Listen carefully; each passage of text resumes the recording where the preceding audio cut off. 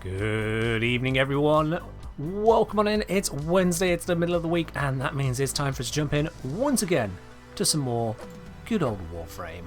Welcome in, everybody. How are we all doing around the world? Hope you're doing well wherever you are. Whether you're happy or not with it, at least we're halfway through the week, halfway through the working week, and I mean, you might immediately notice at the bottom of the screen there's been a change. Jock, let's start with the hydrate. Cheers. Oh. Cheers indeed for the hydrate there. Yes, I have updated this stream, so now instead of having the rotation of the last few latest subscribers, I think it was rotating like the last 7 or some number like that. Instead now it's always going to show the very latest subscriber as well as the latest gifter, the latest cheer and the latest tip all in one, because a little bit more recognition goes a long way, I think. And I finally just come up with, a simple, colourful, colour enough, it's blues, colourful enough design that I'm happy with. So, ta-da! Upgrades! Speaking of that, my mouse died. Yeah, it's been a long time coming. It's quite a damaged mouse at this moment. I have got various missing bits and pieces, like the feet, the rubbery, plasticky bits at the bottom has decayed. The surface on top of the right click has just started coming away a bit. Same as well on the edges, just beginning to be a bit overall, quite frankly, just a bit pants. But what really sold it wasn't the fact that the middle mouse button was double or triple clicking every now and then. That was a bit annoying. Nope. It was the fact that on Monday I went to scroll and the scroll wheel just went heh no and started just jiggling all over the place. And let me tell you, that is not very conducive to getting work done, is a dead scroll wheel. It's, yeah, that was very, very frustrating. So, I've had that mouse for 8 years, maybe? 7, 8 years? Something like that. It's done well. But now, I don't want to have to think about that. Show us a new mouse? Yes. I decided to upgrade myself to a Logitech G502. Now, I know it's not the most fancy mouse that you can find on the market. It's not the fanciest of them all, but it is still a brand new mouse, which I'm happy with. Not least of which, I now finally have a free spinning scroll wheel. Finally. Just click a button, switches from clicky clicky to spin. Finally an option. And of all the things that come to mind first on how to use that, it's not various ridiculously work-orientated applications or web browser or anything like that. Nope. The first thing that comes to mind as to what that'll be great for is that I can set up 9 different blocks on my hotbar in Minecraft and spin through them, effectively having a randomized palette as I place blocks. Yay! Does it have buttons on the side? Yes, I have 1, 2, 3 accessible by my thumb. And then I think, yeah, another 2 to the left of the left click. I've got 1 behind the middle click. And the middle mouse button also has a tilt left and right so that I can scroll left and scroll right as well as scroll up and down. That's quite a bit. Not going to lie, that's quite a few bits and pieces going on there. So that's cool. I was going to say, oh yeah, G502 gang represents same mouse we use to streamline the whole captioning process. Well, there we are then. There we are. So yes, the old mouse, or rat given the size of it, has finally reached its end. But it's fine. I have myself a new one. Also, conveniently, there was quite the discount on it. Noticed a couple of questions about other games as well at the moment. Not all asking, hi chat, I suppose I can answer that as well. What do you all think of Wayfinder? I rate it 2 out of 5 at the moment. It needs work. It needs work. I would not recommend much of any purchases on it at this point in time, especially as it's going to go free to play in the not too distant future. I think they said they're intending for a February proper release, so they can finish working on it before I would reconsider it, quite frankly. Have I tried Starfield? I will probably be trying Starfield on Friday, because Random Potato, also I think you got gifted a sub recently, didn't you? So there we are.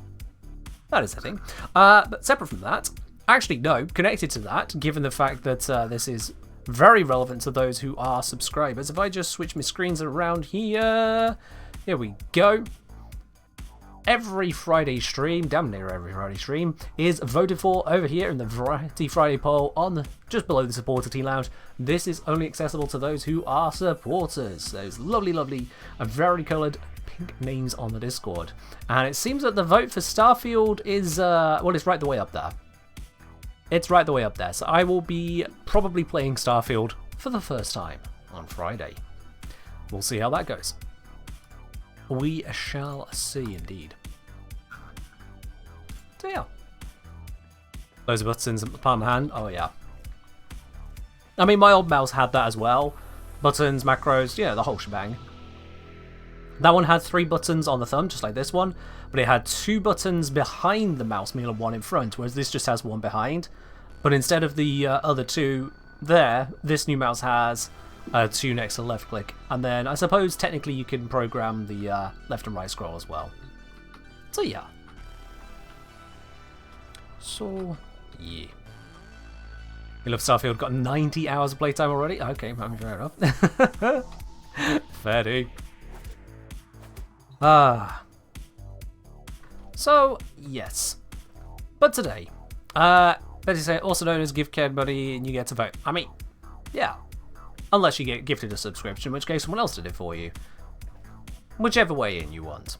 You can be a member on YouTube, a supporter on Patreon, or a Twitch subscriber. Any of those 3 gives you access to the Supporter Tea Lounge and to the Variety Friday Bowl. Yeah, all of them. Oh, it's Anthony what got the sub. Alright, random. Fairly. Anyway, so that is new mouse. That is new overlay. Just speeding through the new stuff to get onto the Warframe stuff. And I suppose the other new bits, well, you'll probably see them at some point during the stream. You'll probably. So, which brings me on to the question. The new question that isn't really that new. Does the scroll wheel tilt sideways or is it a button? So the scroll wheel I have on this mouse clicks left and right. And its default function is to scroll left and scroll right whilst that's held down. So it's not scroll, but it is a left and right click, which acts as a left and right scroll by default in applications, which is nice. But yeah, my brand new question. Brand new question, which I think I don't actually want to stand here for that. No. Trying to jog my memory, because you see, the brand new question is not actually that new of a question. It's just a question that is new to the Kengineer channel, as it were, and I think for that I actually need to head on down to the dojo. All good, Chuck. All good. You got the question there.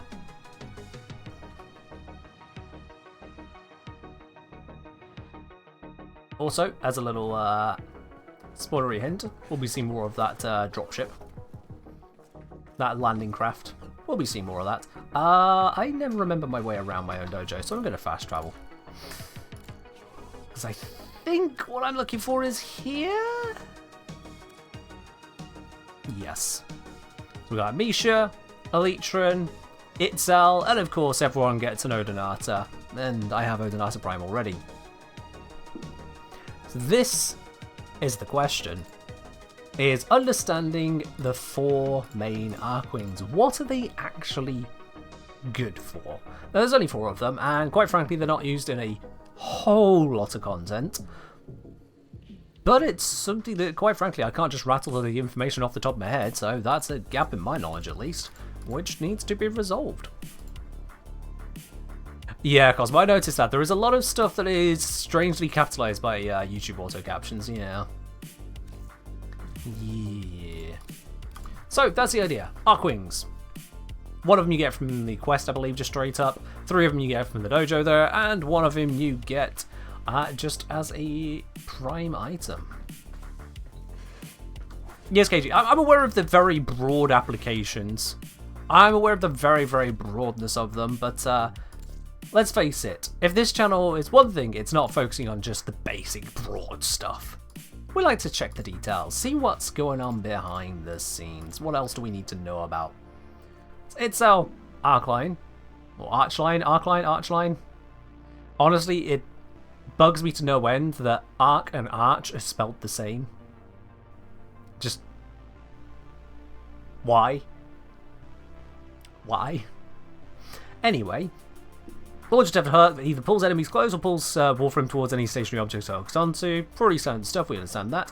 Penumbra activates a cloaking field that hides Warframe and any nearby allies who remain stationary, but there's more to it than that, isn't it? In fact, if we go in here, does it give us tips? Oh, it doesn't give us tips.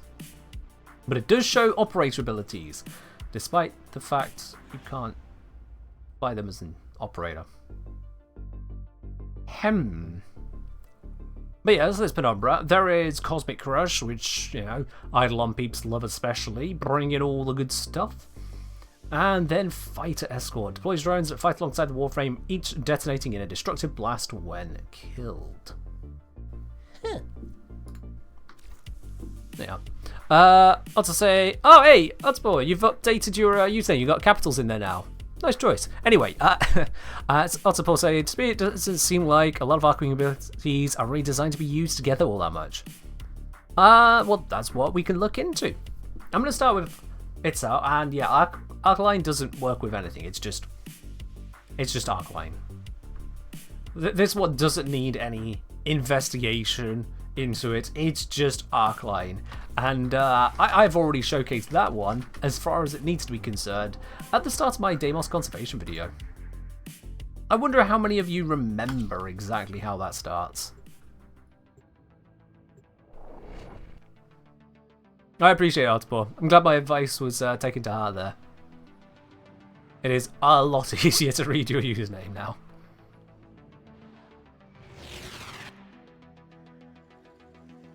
A little bit of load lag. Here we are.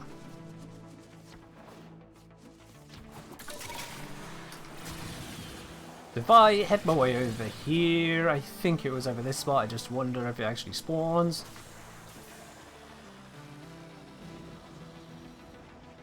Hello, ugly. It still works. It still works. Oh. Ah, there you are. Bye! I learned to dodge you now. Still works. Oh, I need to actually deal with that one. Come on, direct hit. That is really hard to do from this distance.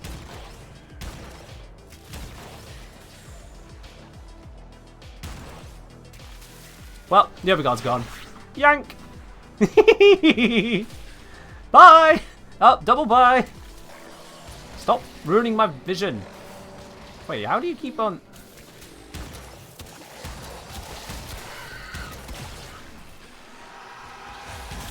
Stop. You're literally screwing up my vision every time you do that, mate. Anyway. Silliness. Good old silliness. What are you with you? You are dead, that's what you are. So yeah, it's Cell Arcline. It goes yeet. Wait, no, I didn't. It goes yeet. Oh, I keep hitting the X first, don't I? You stop ruining my fun. Thank you. It goes yeet. Really? You're stuck under there? Yeet! Thank you. I did. I completely lost that one. Alright, anyway, yeah, so, fun.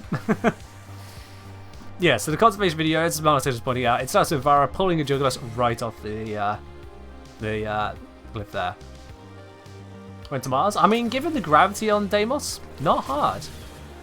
Not hard. We feel like we're moving around here with proper gravity, but actual Deimos, IRL Deimos, has shittle gravity. But then again, what we saw at Tenacon probably explains why there is more gravity here. Are we seeing the evolution of the new Crazy Golf? Probably not. Probably not, but you know. It's an Archwing mission. I can just imagine someone making a way through an Archwing mission, just this Juggernaut just comes past. Eh?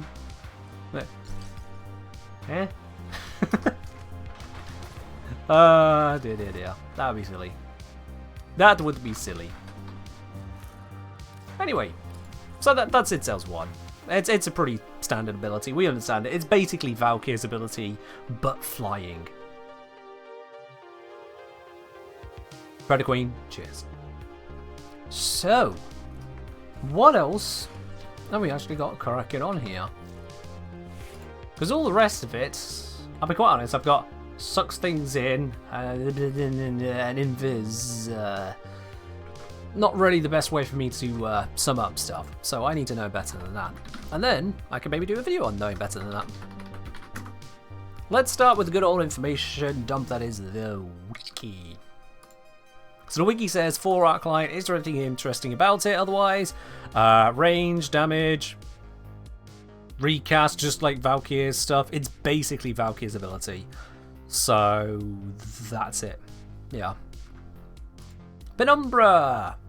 Let's bring the details over here. In fact, first of all, let's set to night mode, because otherwise people will complain. I know what you like, chat. I know what you like. Let's bring this over. Here we are. Lovely jubbly. Give us all the space we can.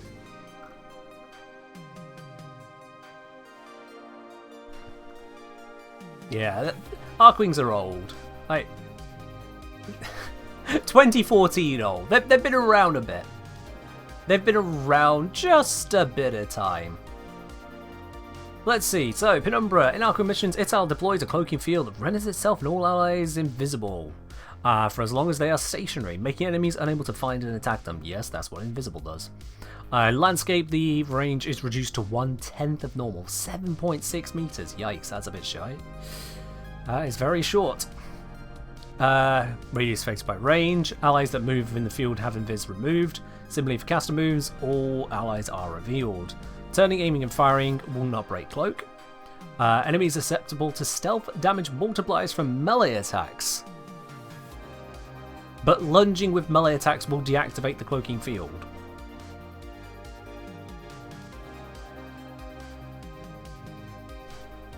So you have to be stationary in a spaceship to use melee attacks for stealth. We'll just gloss over that detail then. Yeah, they're very technically susceptible. Also, you can't melee in atmosphere mode at all because it takes you out of the Archwing. So, sure, let's go with that. Yeah, that is one of the choices of all time. That is, yeah. Anyway, Penumbra drains 5 energy per second, will consume energy for as long as the ability is active, will end when itself runs out of energy, obviously, caster moves, or the ability is deactivated by pressing a key again, or based on efficiency and duration as one would expect. When activated, enemies locked onto the user will immediately switch to a different target. Oh. So rather than like aggressive ground enemies that fire upon or melee attack the position the user was last seen at, enemies will simply move to the position of a cloaked player. Interesting. Is that still true, or is that only true in 2014? Hold on. Is that still true? Let's piss off the Grenadier.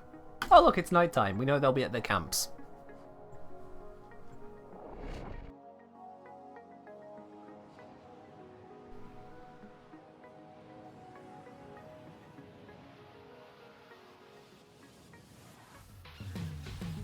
Alright. Let's go for a quick little jaunt. Ignore the Cavats, we don't care about them. Ignore the bombs, we don't care about them either. Trust me to find bombs instantly this time. Okay, I need to go somewhere without bombs, actually. I want to see the Grenadier just straight up stop reacting. Hi, cloak.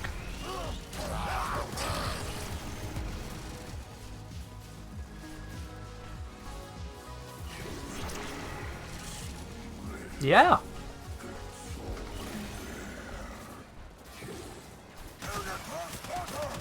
Oh, okay, thanks. Thanks, just take me straight out of the Archwing instantly.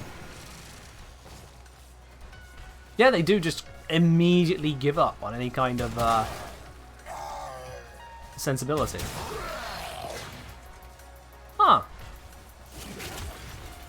Also, I love how shooting doesn't break the invisibility, but moving into melee range does. Go figure.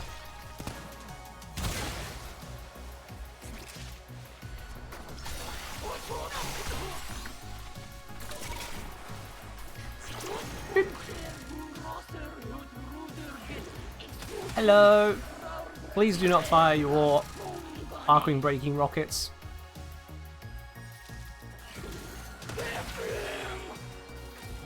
God damn it, why does almost every unit have those rockets?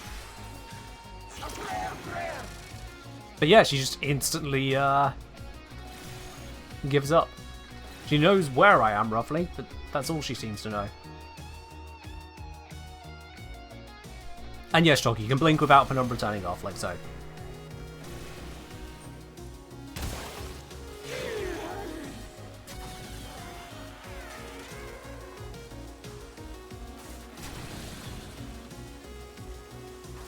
Useless console, you gotta have a joystick input to blink. Oh, are you not able to just tap dash? That sucks.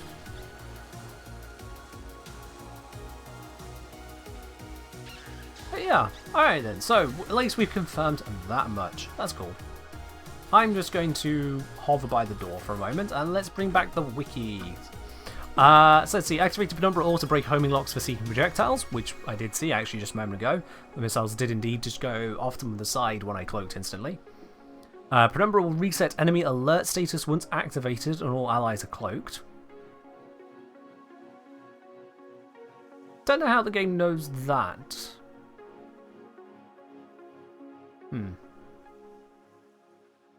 Should I say no, it's the same as crouch. Oh, that's unfortunate. Console problems. Hello Victor, I'm doing alright today, hope you're doing well yourself.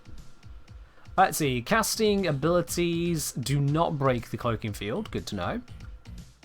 You can't use a codec scanner whilst cloaked. A device can be equipped and targeted, but scans will not trigger. Is that still true? Let's find something I can attempt to scan. Scanner out. That's not true. Yep, that is most certainly not true. Scans are working just fine.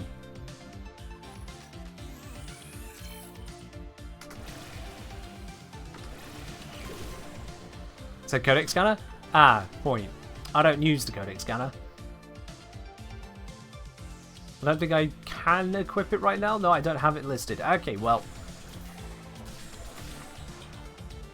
If it's codec specific, get good.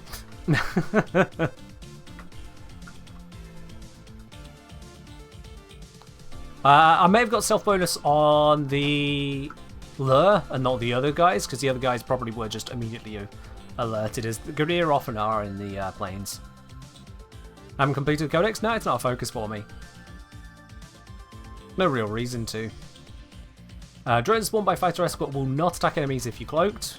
They're saying this may be a bug. No, it's probably just following a companion AI where they don't attack whilst you're cloaked.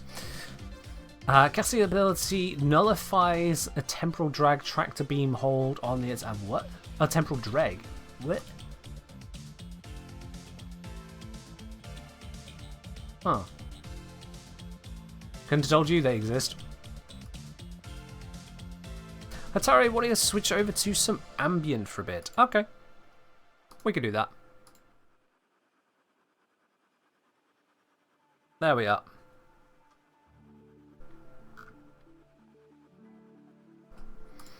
Alright then, what else have we got? We've got Cosmic Crush, so this has its damage, it has its range and pull radius. The range and pull radius is 1/10 of its normal when in landscape. Strength affects strength, range affects range, pretty standard stuff. It's just explosion and pull. Just that.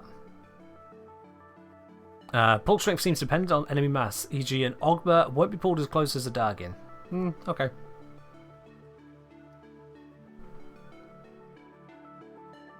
It's a thing. But yeah. Oh, this one has an augment. Hold up. Is this the only one with an augment here so far? Yeah, yeah. Cosmic Crush augment. Black hole saps the area of heat, freezing enemies in range. Enemies near the black hole are completely frozen for 5 seconds. Eh. We could just ignore that one's existence mostly. I don't think anyone's really going to care that much about that when you can just go invisible. And then we've got the Fighter Escort. Cosmic Crush, basically air burst, but can also support iron stars and focus things. Yeah. And all got the time for the Warframe live stream. Didn't think Warframe was streaming today. New. Not aware of anything they're doing today. Might be something Warframe International. Do they do Wednesdays? I never really pay attention to Warframe International streams, given that I can't speak anything other than English. So, let's see. Itself launches out 8 Locust drones that attack enemies within a range of 80 meters, down to 8 in landscape because the usual 10 times reduction. Using lasers deal continuous electric damage. How much? Wow, not even the wiki seems to know.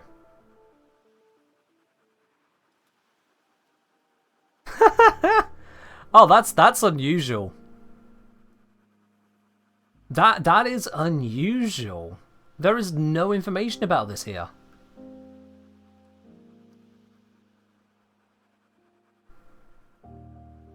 Oh, thank you, PCK. Thank you. Hello, Evan. So yeah, electricity damage is what the drones deal, but no note on how much. We've got explosion damage listed. It's listed again here. It says what electricity is weak and strong to.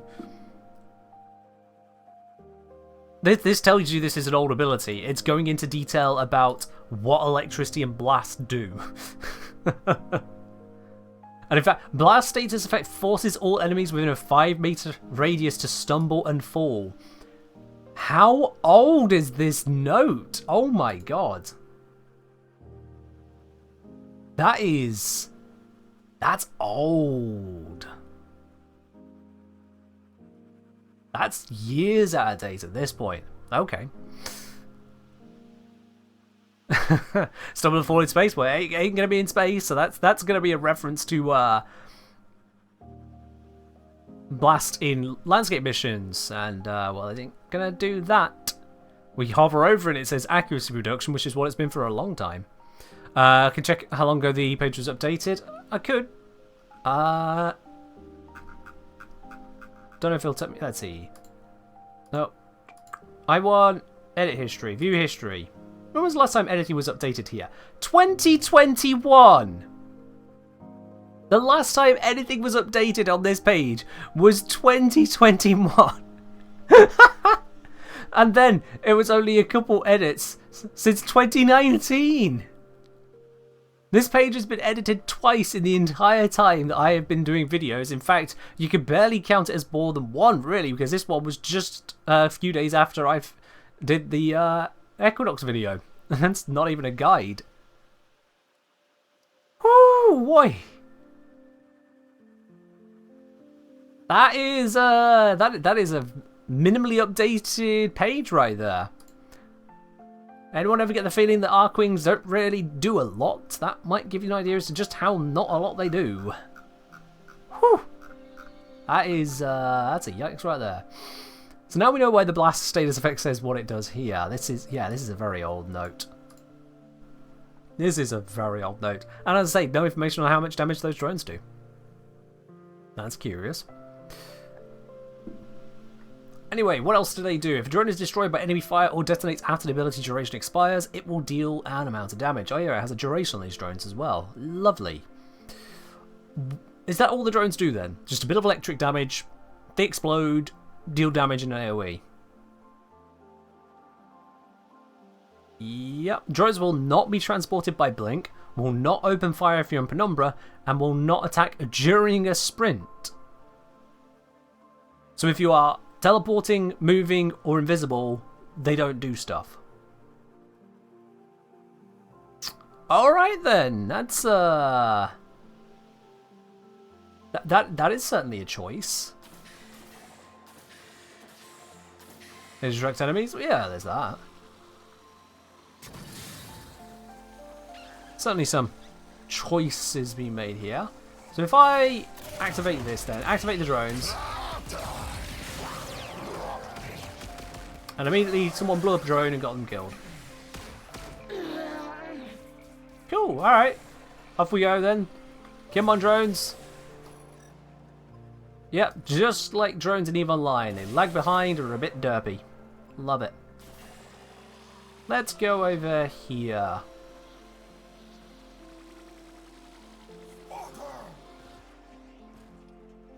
You guys are so dead as soon as my drones get here. Oh, never mind. I was taken out of Archwing and that just meant the drones all stopped existing.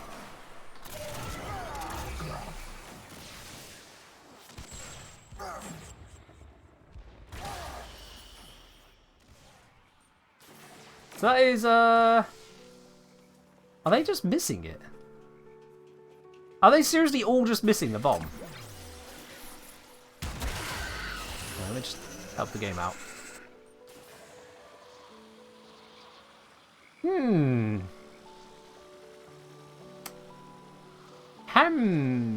We can see why I don't really know much about this ability.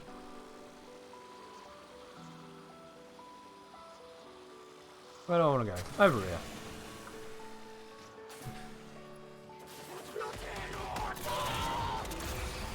Drones, go! Oh, for goodness sake.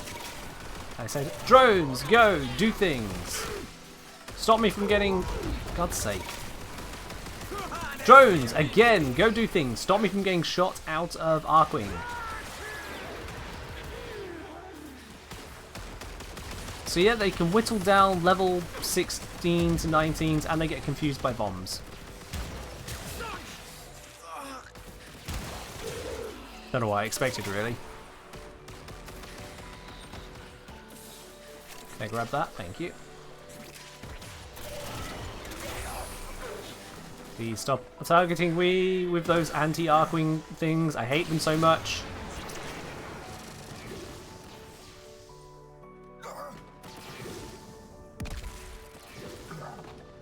Well, they're still attacking, even though I'm invisible.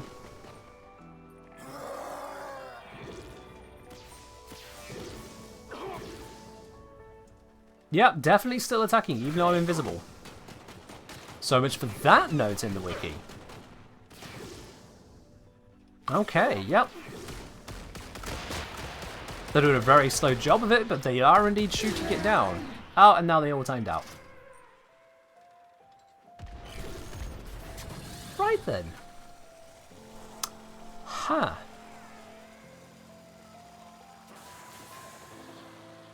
Maybe they don't attack whilst they're invisible? Maybe.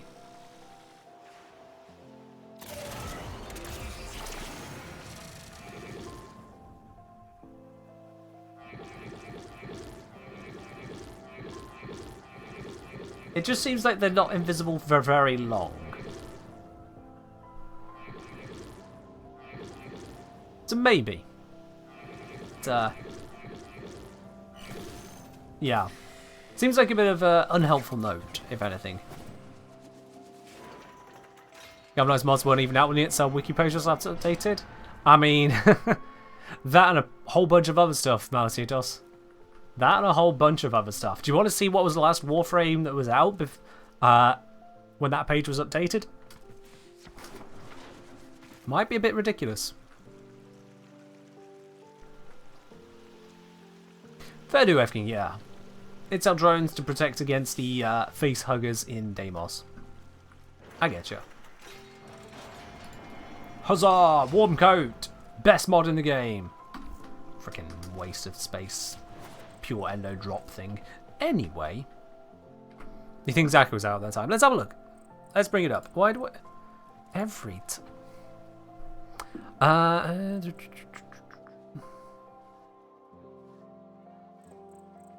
I gotta respond to this real quickly, chat, so bear with me.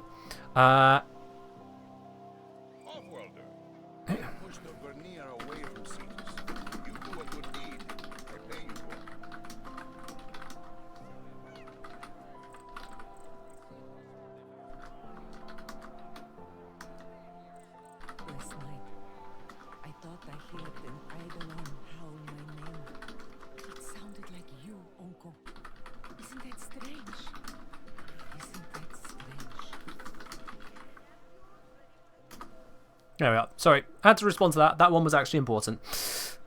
That happens from time to time, but for the love of God, why do important things have to pop up when I'm streaming? Anyway. So, yeah, there's not really anything else to its abilities, is there? New Mousey Mouse? Oh, yes, indeed. Logitech G502, and it's easy for me to remember the name because it's on the bottom of the mouse when I show it to the camera. How convenient is that? Right, so, yeah.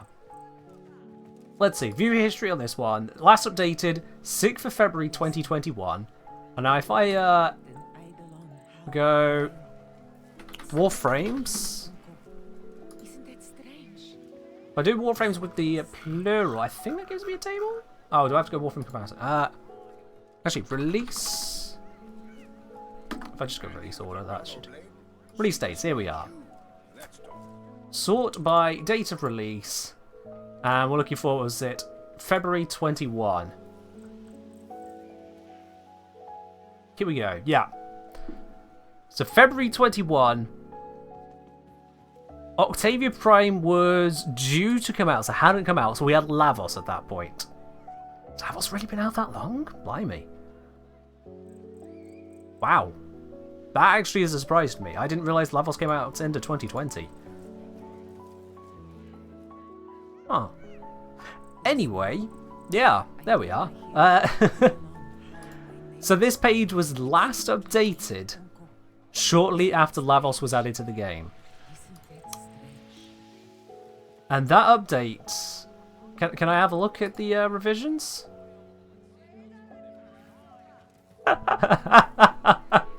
Was a bit of formatting. Wow. Okay. Isn't Lavos my main dude? It is, yeah. So that update was a bit of formatting. What was the one before it then? What? God knows, apparently. What changed between these? I don't even know what that means. Okay, cool. Wow, that's how little this has been updated. Fair enough. You just got an ad for Exact Mouse when joining the stream. Oh. Well, that's random Twitch magic for you, yeah. I am not sponsored by Logitech at all. I just needed a mouse. If you want proof I'm not sponsored by Logitech, hey, look, my previous mouse was actually a Razer, sorry, not Razer, Anker mouse. See, that's how definitely not sponsored I am. I've just named 3 brands now. This older one was an Anker Precision Gaming mouse. Yeah. Screw the Archwings, the Archwing Wiki is way more interesting. I mean, it's curious just how old these are and how untouched even the pages are. That's how little there is to it. Like, how old's the latest comment on it? January 22. Yeah. January 22 asking why stealth Archwing if no stealth mission. It's a take. It's certainly a take.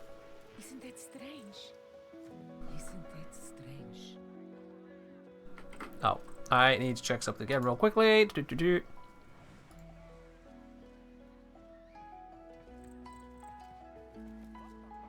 Ah, there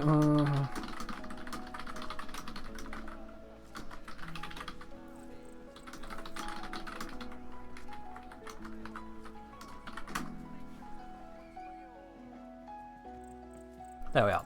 Very important stuff happening in the background, which I cannot talk about. But there we are. So, Itzel, good to know. There's a whole lot of bupkis happening with you.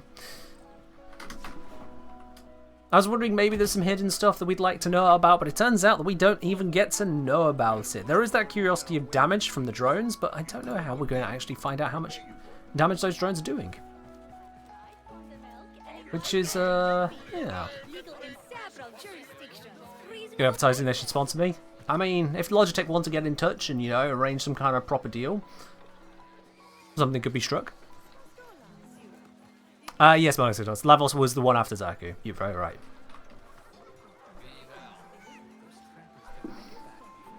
Screwing that Intel sponsorship in the background.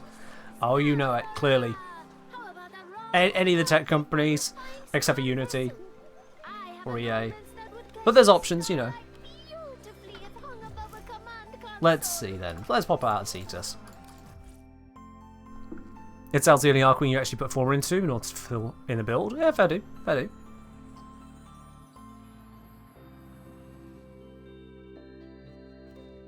Let's head ourselves down here. So, To take a brief step away from abilities, my sign data just gently drifting upwards as you do. Let's look at stats. So it's out 50, 200, 200, 200, and 1.2. We see Amisha has more armor, more health, but a lower sprint speed. Interesting it has those, given what I know about Amisha's abilities. Odinata, even slower still. Half the energy. Woo! Alright.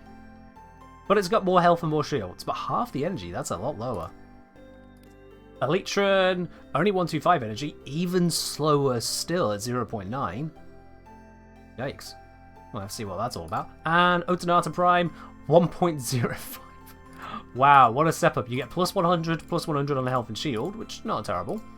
Ends up with double that of itself. And even more shields than Amisha. That's a thing. But still on that absolutely terrible energy. The armor is nothing to talk about and only 105 sprint. Curious. Interesting as sprint speed considering it does have legs. Boost speed, if you will, Cosmo. Boost speed. You can scan codex scanner while still invis. Oh, Mizu, have you just double checked the actual codex scanner? If so, thank you. So, okay, we're off to a cracking start there, Itzel, with your disjointed options of Yeet, Hide, Crunch, and Fighters. I didn't really look into Crunch, actually. Now I think about it, I kind of skipped over it. No, I didn't. I skipped over a lack of information. That's what it was. It was just, it has a range, it goes crunch. Yeah, never mind then. Well, thank you, Mizu. I appreciate that. Yeah, fair to Inforex. Everyone's got their preferences. I'm looking into the details in case there's anything I missed. I imagine for these, if I'm going to do a guide on the Archwings, it's going to be an all-in-one. It's just going to be an all-in-one because let's be real now. Archwings are very minimally used in Warframe. I didn't get to this point here knowing so little about them through willful ignorance. It's just a case of they never really came up. Zoms, heckhead, did nothing on my birthday and still got sick. Zom, how does this happen? How does this happen? Like, that is not the kind of birthday gift you're supposed to pick up, and certainly not from yourself. Did you eat some tainted cake? It was probably tainted cake, wasn't it?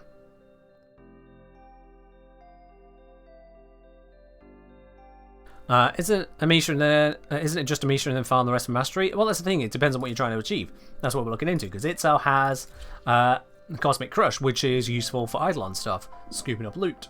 It has Penumbra. If you need Invis for any reason, it's got the Arc Line. Maybe that can be helpful for moving stuff around. I know it's been used to move some bosses around before now until they got a protection against it. And this exists. But yeah, it has uses. It's also the fastest one at base sprint speed. So, Amisha. Tiny drones orbit the Warframe on ally and intercept enemy fire. Why do I feel like that is being very cagey on the details? Also, I love how it has 23.25 drones. It didn't even attempt to round the number. Oh, fair do, Zom, fair do. I hope you recover quickly there. I hope it's nothing too serious, just a bit of a tummy bug or something. 23.2. It's just. Wasn't that hard to just round the number? It's gonna have to spawn a fixed number anyway, right? Right. Right. Anyway, let's have a look on the wiki. Let's see what they know about it. Amisha. Is it Amisha or Amisha?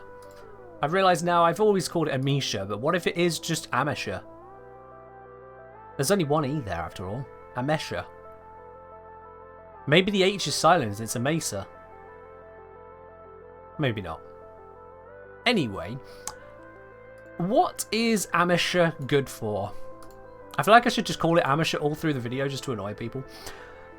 Think it's Japanese pronunciation? That really doesn't narrow it down. That really doesn't narrow it down for me.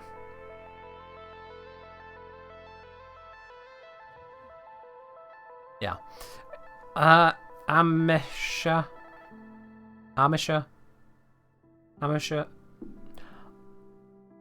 Wiki, do you have a trivia section on how to pronounce it? Amesha is possibly named after Amesha Spenta, divine entities in Zoroastrianism comparable to angels. The word is Middle Persian for always, alternatively immortal.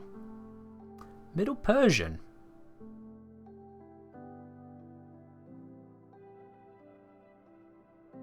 That sounds like a geological period. Language.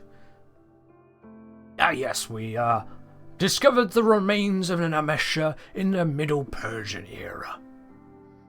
Sandwiched between old cryptolites in deep sea shales. Yeah. There's some copy-pastable text there for Google Translate. There is. Oh, let me let's bring this up on the other screen. Just in case this all goes out wrong. Detected Persian, translates always, and no ability to get Google to read it out to me. Excellent! My favourite! Okay. Wonderful! It's an okay rendition of Attenborough. I wasn't even going for Attenborough, but I guess I just ended up there. Google can't read Middle Persian? Or it doesn't speak Middle Persian, at the very least. But yeah. Well, this is great. Don't know how I'm supposed to figure out how to actually properly pronounce that. I guess I'll do that off stream, without offending 27 cultures in the process, no doubt. No doubt. Luna Karma. Let me just grab my mug again. Cheers.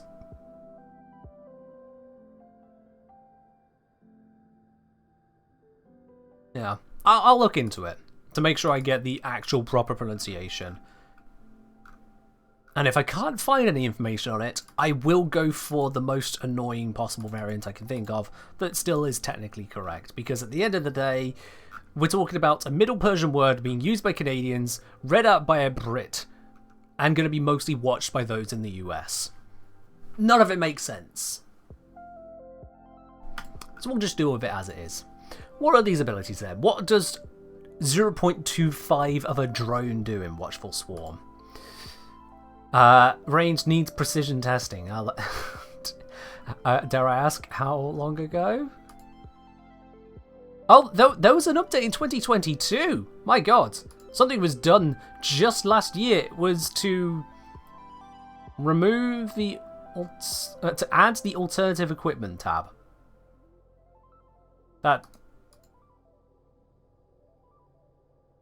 Okay. Cracking. Just absolutely cracking. Go full Jar Jar Binks with Amisha. How would...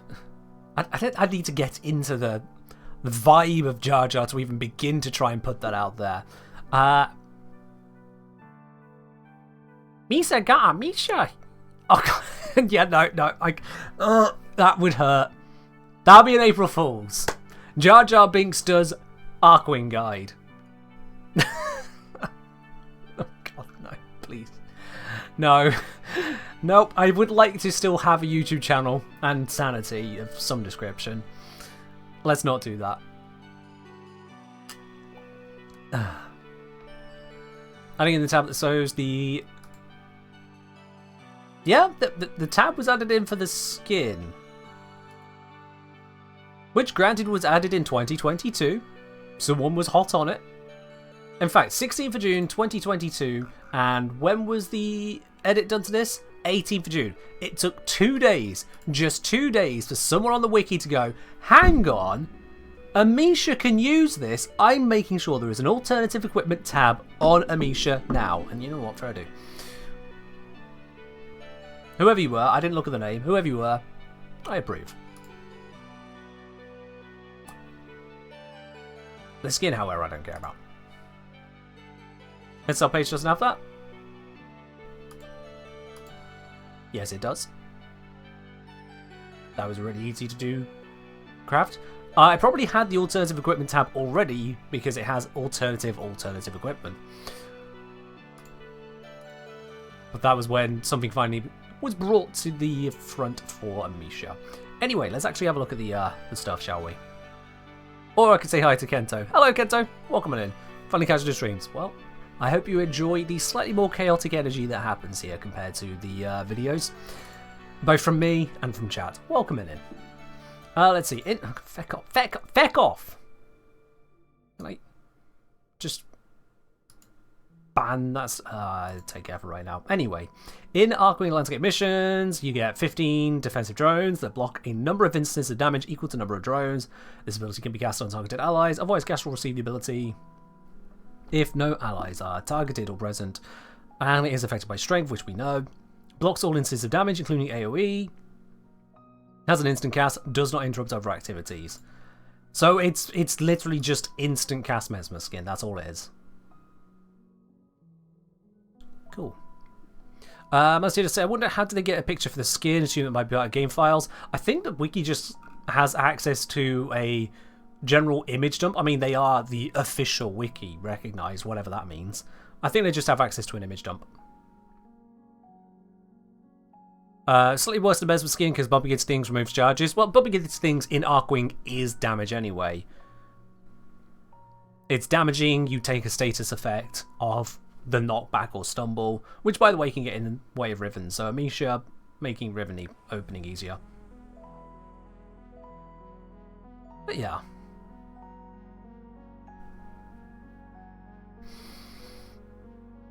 So it's basically just Mesmer skin for Archwings with instant cast, which actually probably makes it better because it's 25 energy, instant cast, base of 15 charges. What is actual Mesmer skin? Mesmer skin is double the energy cost and 40% of the charges. But granted, it also stuns the enemies. But Amy Shea can just cast it at will. I'm going to keep on coming up with stupid ways to call this thing. But yeah, very, very similar. And considering what you should be encountering in Archwing anyway, it's basically just Mesmer skin. Right then, Benevolent Decoy. Create beacons that draw enemy fire, converting the damage into healing pulses. Now that I'm familiar with because you can use that in landscape missions, i.e. in Plains of Eidolon, to heal lures. That I am aware of.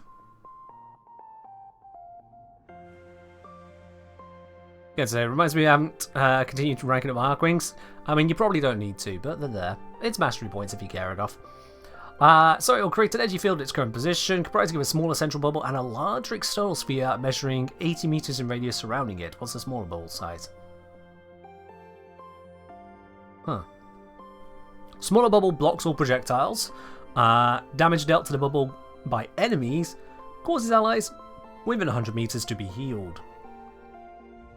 Larger bubble also redirects all incoming hostile fire towards the smaller central bubble, which might as well just make the larger bubble the bubble. That's weird.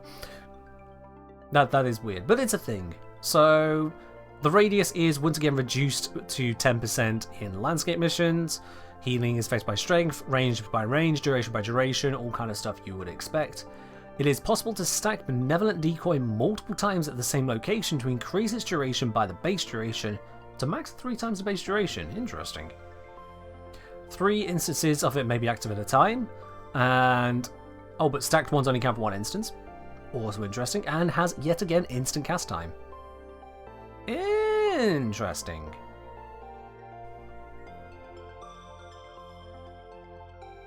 Can't we just say, I think the point of having large and small bubbles is that the fire can still hit things before reaching the most bubble. Yeah, I suppose there's that. There is that. So,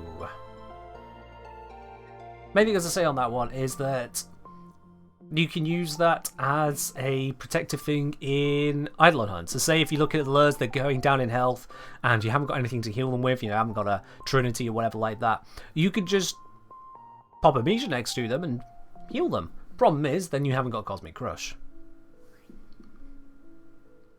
Take it one way or another. Hello Idol, what do you think we're looking into today? Based on this screen.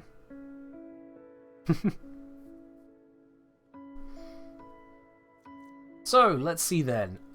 That one is just bubble. Healing bubble. Alright. Next up we have Warding Grace. Renders the Warframe and nearby allies immune to status effects while slowing nearby enemies. See, now that's curious because we've already got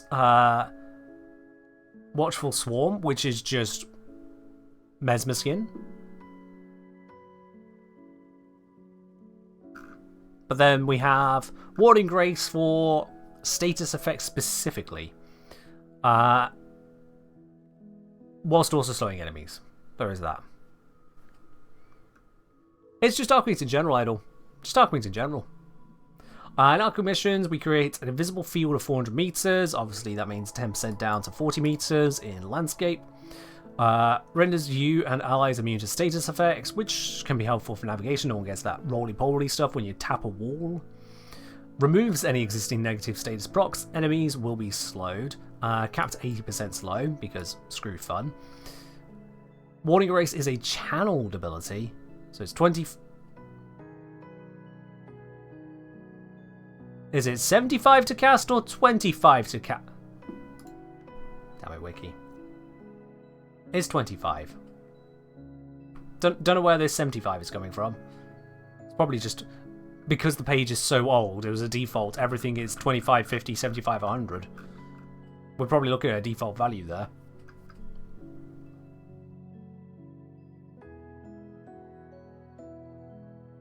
Drains 10 per second. Yeah, I see that.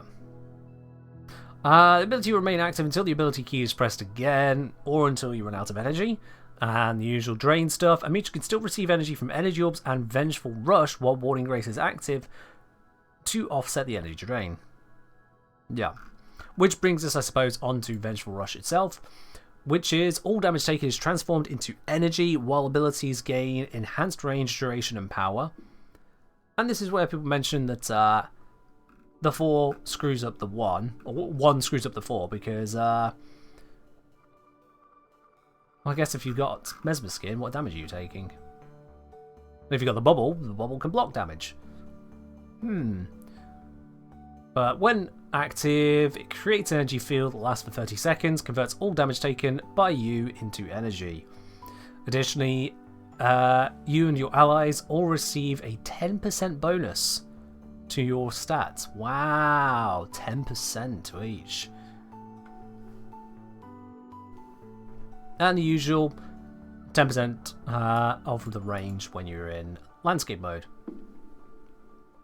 Vengeful Rush itself doesn't benefit from the enhancements, but the enhancements will apply to your other abilities, and Vengeful Rush of other Amishas.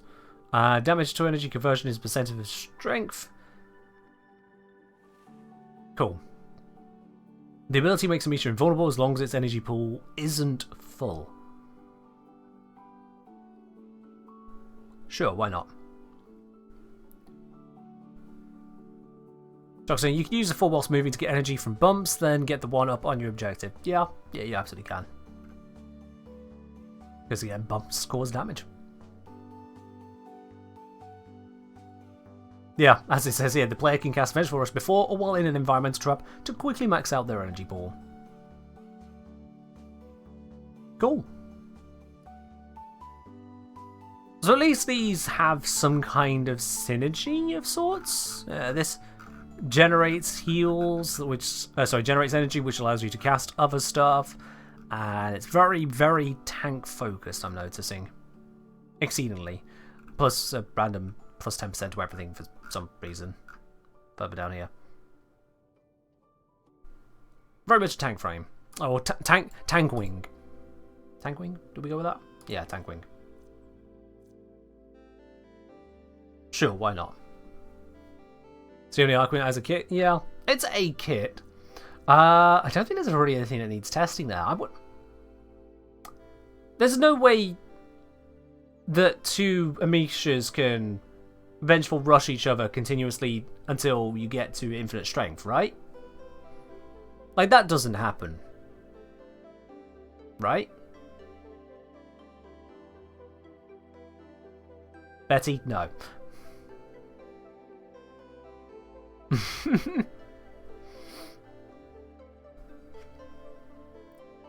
Merlin saying yes. Okay. Let's give that a whirl. Has someone else got an amateur lying around?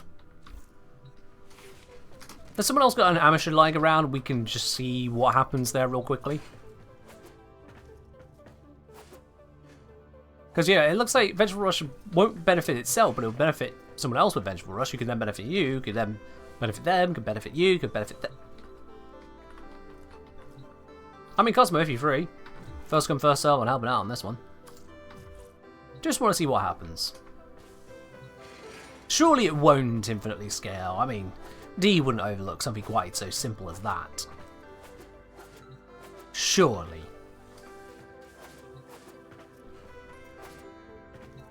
Whilst Cosmo loads up, we'll wait for them to pop us a message in game. Thinking around Amisha there, we have... I'm going to skip over Rodatana for now. Elytron! Elytron, the slow one. How much does that realistically matter? I mean, if we can get to Infinite Zom, that means we can then potentially buff something else, and let's see if there's something worth buffing. Fires a high-yield, remotely detonated explosive projectile capable of latching onto targets. So maybe that could be worth super buffing. Cosmo. It doesn't work, Cosmo, if you don't actually have Amisha ranked up, yes. That would get in the way of things.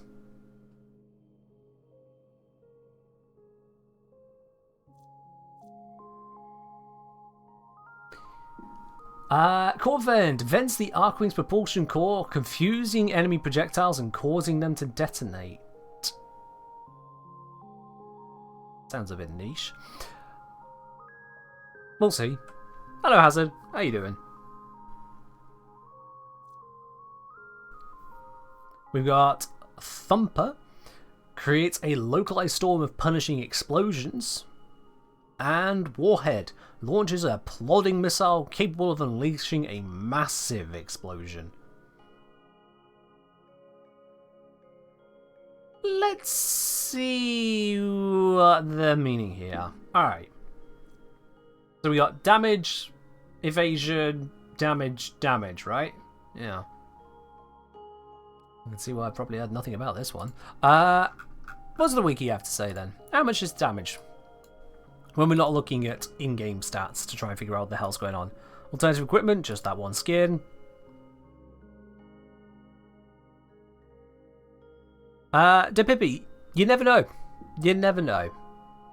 Maybe it did get sorted and then got unsorted at another point. You never know. The only way to know for certain is to try. The wiki did, after all, have details about how Blast knocks things down, which it hasn't done in a very long time.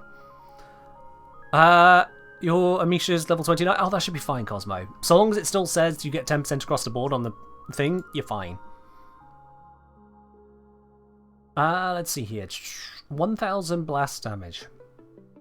Wow. I mean, it's got a 24-meter radius, but it's 1,000 blast.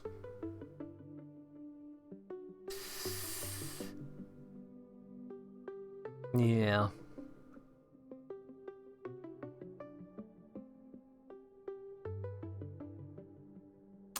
Damage does not bypass obstacles in the environment and decrease with distance.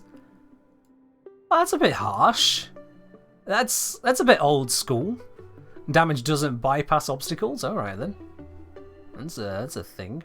As a projectile is in motion, its linear velocity increases over time. If the projectile travels beyond its level boundaries, it'll disappear and Bloomer will reset.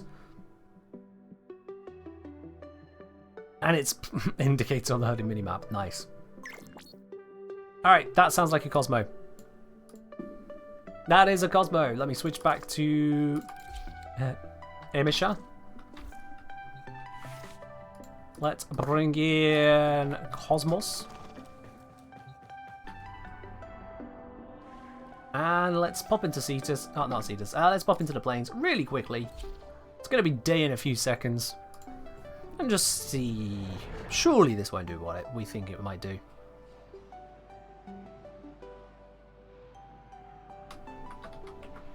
Spamming 4. So yeah, I'll do 4. And then whilst it's active, you do 4. And then I will uncast and redo. And then you'll uncast and redo. We'll take turns. Yeah, it'll be pretty obvious. And we can use this spot here to bump into things as well to generate energy from it. It's like when it bump. Okay, I have energy now.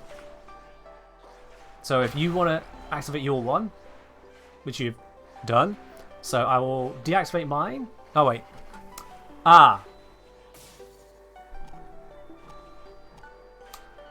I see. Right. Unlike the others that have deactivatable stuff, this one is sit and wait. Has yours already run out?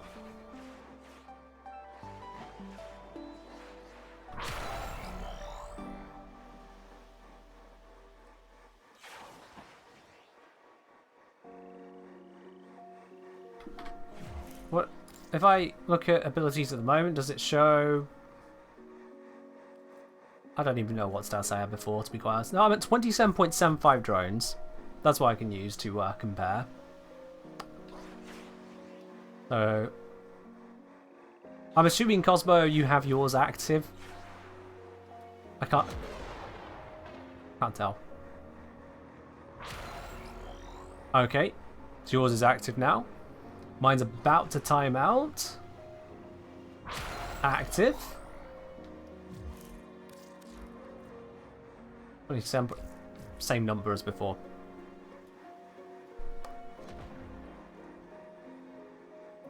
Well, I'm bored. Let's go. With that duration on it, just not happening.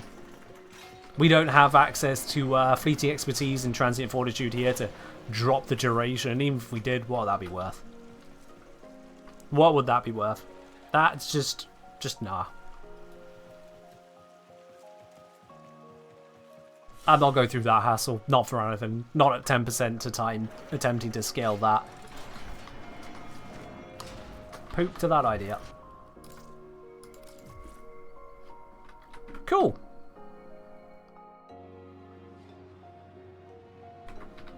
If someone else wants to spend their existence doing something with that, go right ahead. You'll still be on an open world going, now what do I do? So, yeah, we'll move on from the Amisha stuff. As I say, we're looking at Elytron. How deep am I going to go? Am I going to look at what passives, mods, and arcanes work in Archwing? I can certainly go into those details as well, Mertlin. I can certainly go into those details as well. I know that, for example, Garuda's passive should work in Archwing.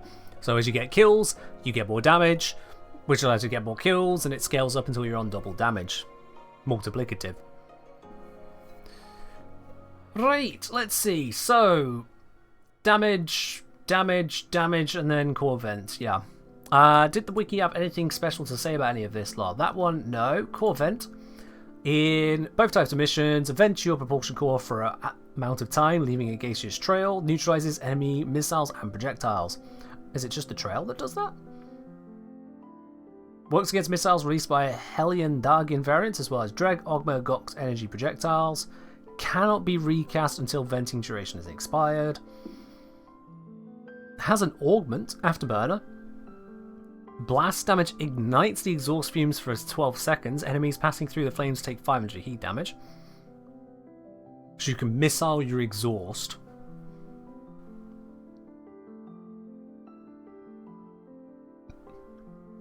Go with arcanes if your random bolt efficiency works, but bolt augmented doesn't. Oh god. Merlin, I'm not upset at you. You are just the messenger. I will not shoot you.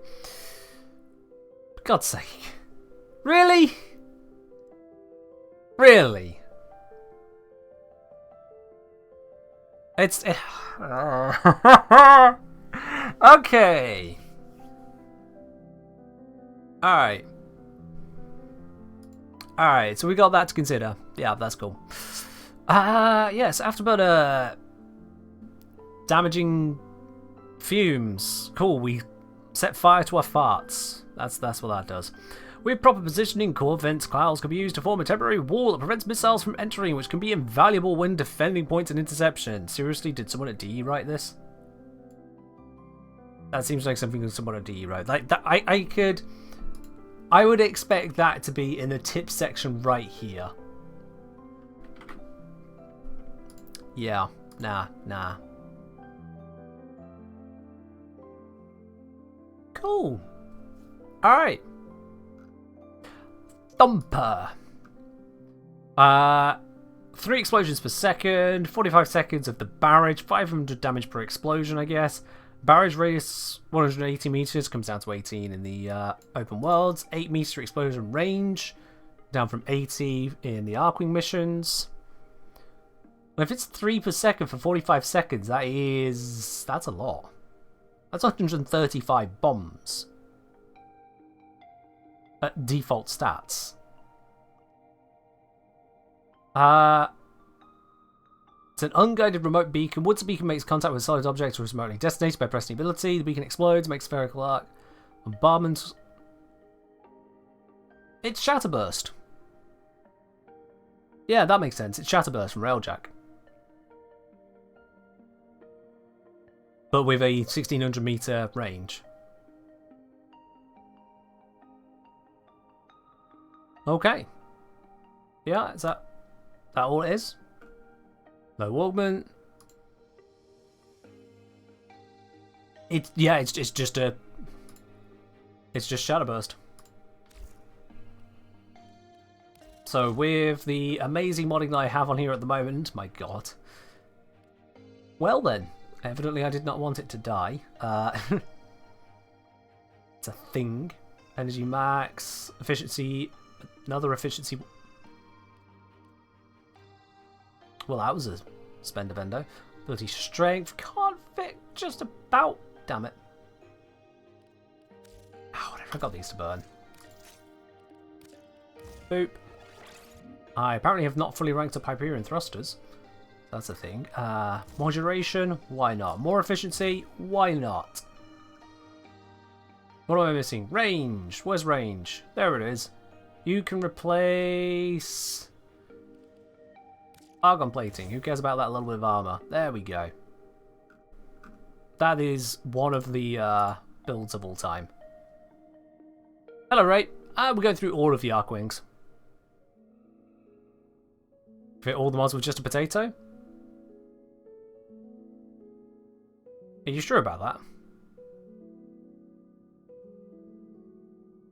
I mean, I've got the casting mods, but can't fit all the mods.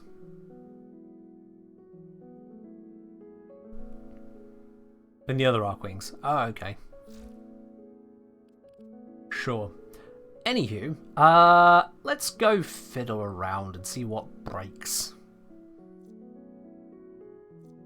Let's go thumper an area.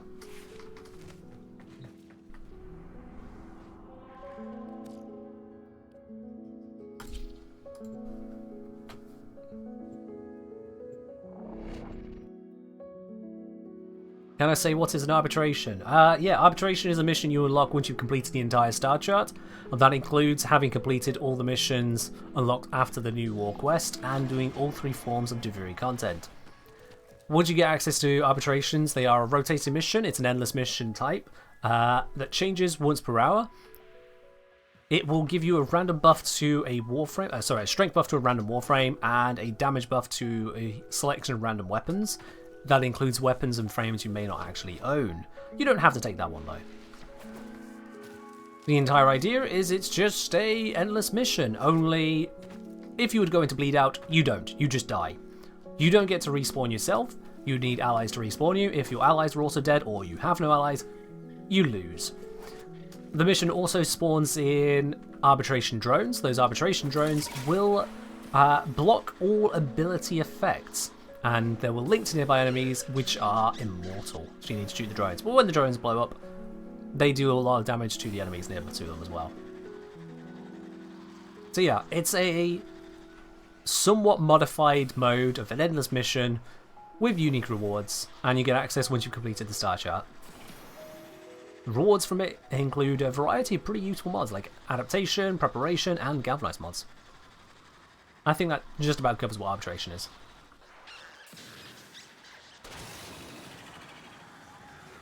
Alright, we got someone over here I can fire a bomb at.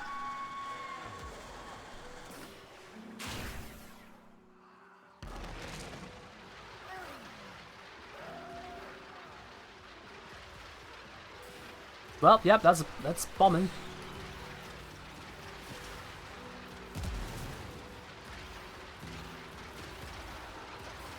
That is certainly bombing, yeah. It's really gonna just keep going.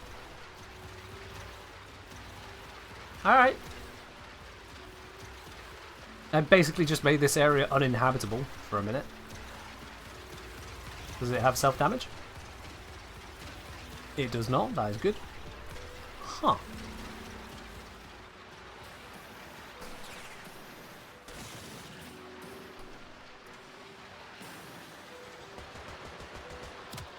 Oh, I like. Have a missile. Damn. Should have thought that through. Have a missile. Aha! Missile. Close. Closer. Wait.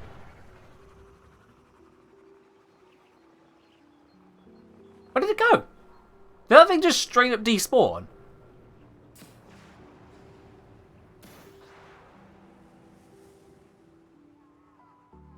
That just despawned, didn't it?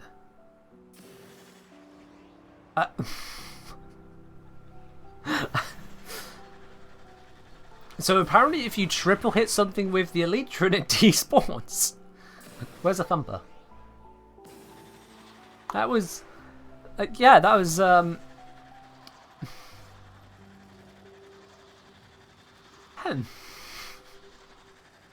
That's new.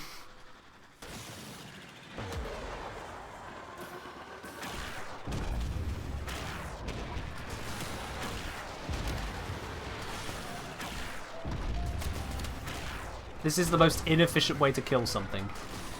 Ever. Got it! Did he survive? God damn. There we are. Fix that. Just start bounty, get a drone. I have tons of those flying crappers. I don't really want tons of those flying crappers, to be honest with you. Can I detonate by recasting? Yeah.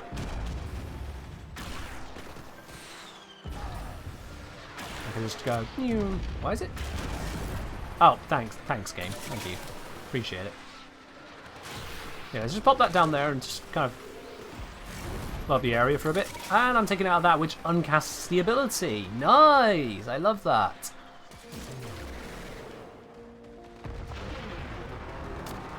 That's pretty cool, though.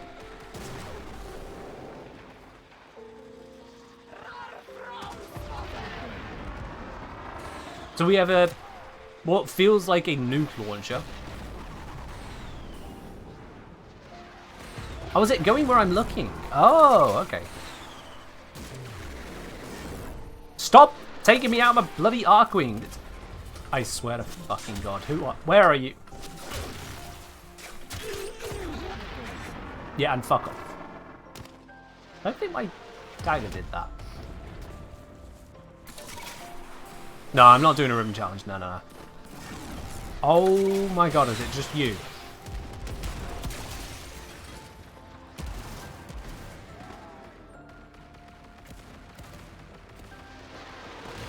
DE creates Archwings. Also DE creates everything able to take you out of them permanently. Swear down. Just, I'm out of here. This is why people don't use Archwings for Archwing content.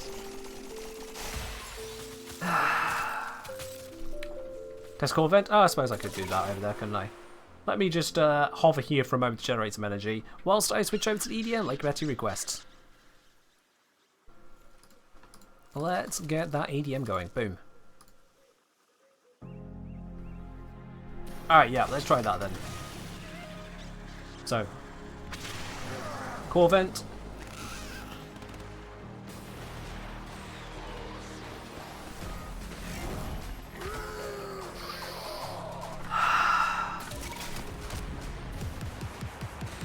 Core vent.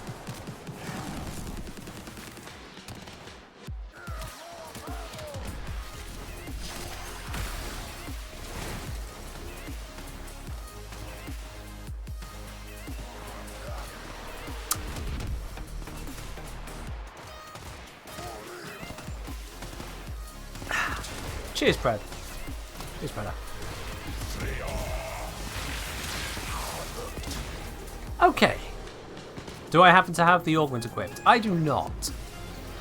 I did not think the augment was necessary for core vent to do core vent things, but apparently the core vent requires an augment to core vent. That's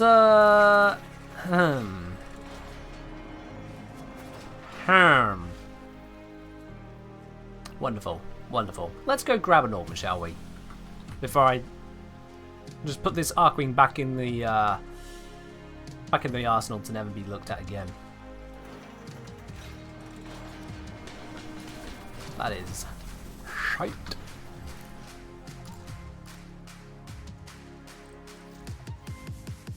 Alright, so here we are. Elytron. Augment. Afterburner. Slightly ranked. Yeah, should be enough. What do we not need here? Don't need the extra health. Shield will be fine. Oh, I can upgrade it from here as well, can't I? Yeah.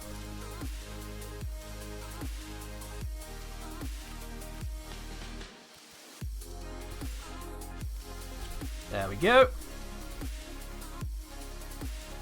Might you suggest Zedric to help with Archwing energy gain? Yeah, why not?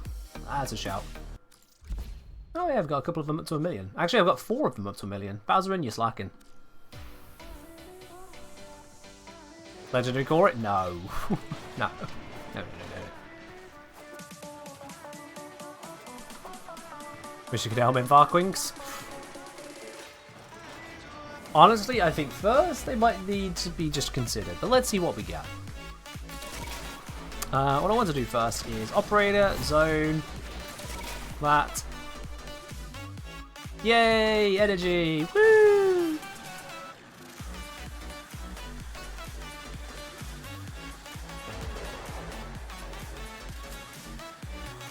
If you're getting motion sick, sorry.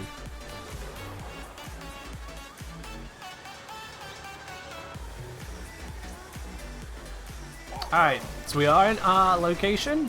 I'm core venting. It is vented. Ray, you said this would be better. Ray, you specifically said this would be better. What, Ray? How is this better? How is this better, Ray? In what universe is this better? I stop. Projectiles incoming.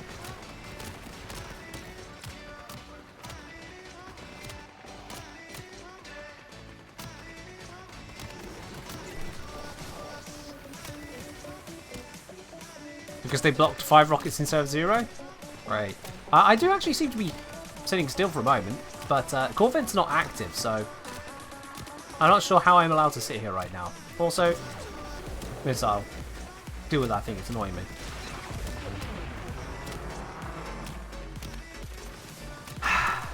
I said, deal with that thing, it is annoying me. Are we really going to need multiple stuff?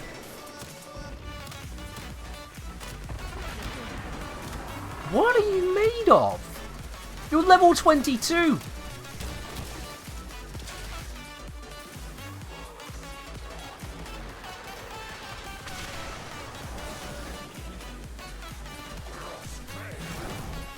That is pathetic. Right, okay, cool. That's just...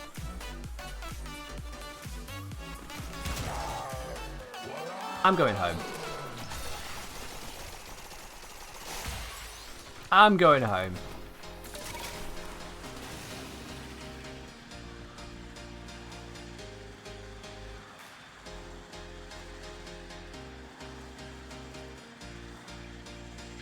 And not very quickly either because it's a Legion.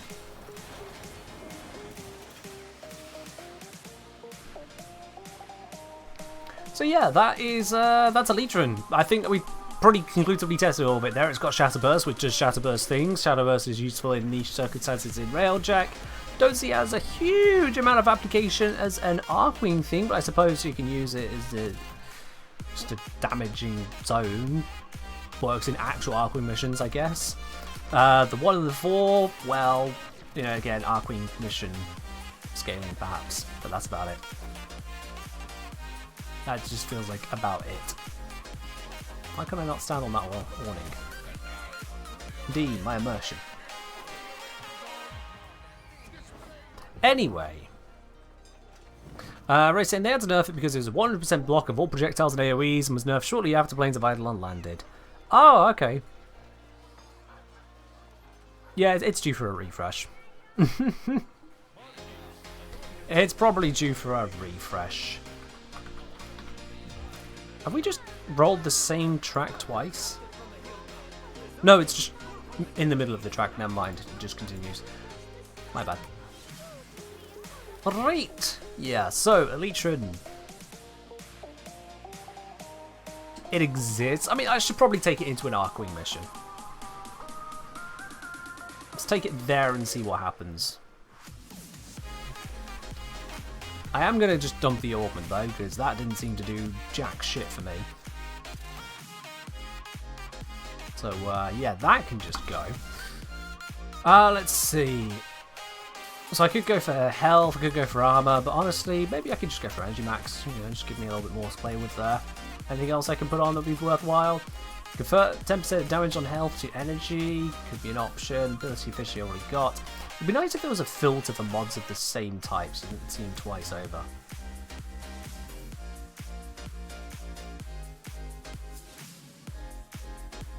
It's really not a lot, is there?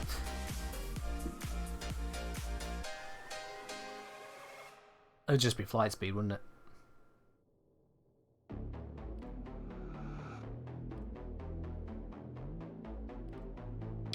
Cool. Right, well, yeah, seeing as there's not really a lot of anything, I'll just pop that on and call it a day.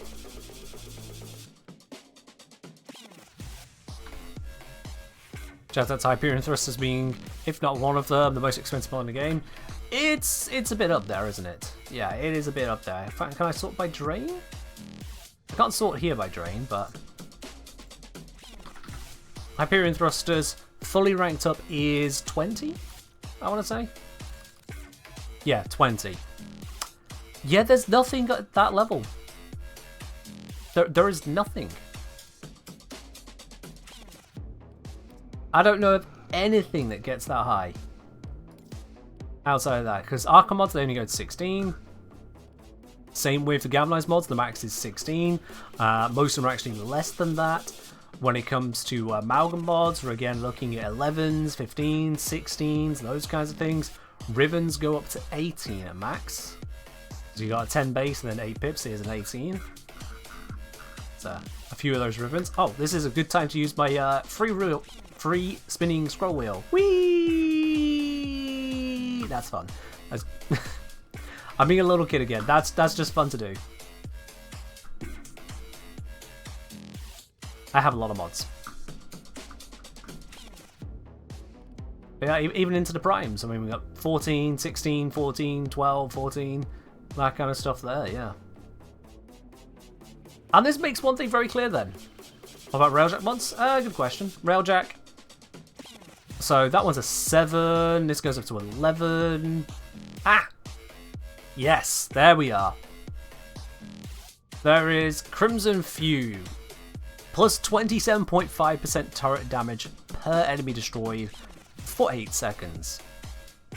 Thought by drain? Sure, would do. Well then, Moon. I did that just moments ago.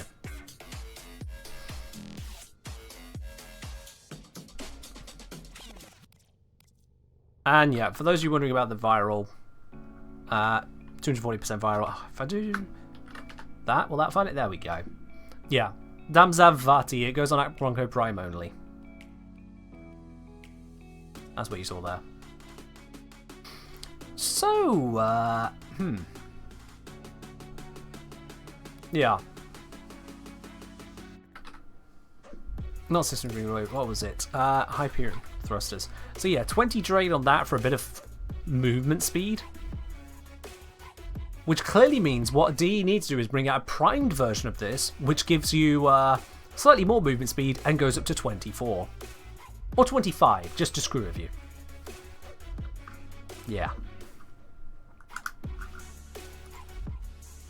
It's a bit daft. It's a bit daft. Go to 30? Yes, if you get this primed mod, rank it up and put it onto an Archwing with no potato invested, you better have a matching polarity, otherwise it's the only mod you're using. That'd be silly. That would be silly. Alright, so Elytron otherwise sets up suitable to at least just exist. Let's throw it into an Archwing mission and see how little I can get away with using Morzalon. How much can I get from just the abilities? Let's head on over to Sabotage? Sabotage, why not? Let's start with Sabotage, and then take it to Bible Defense.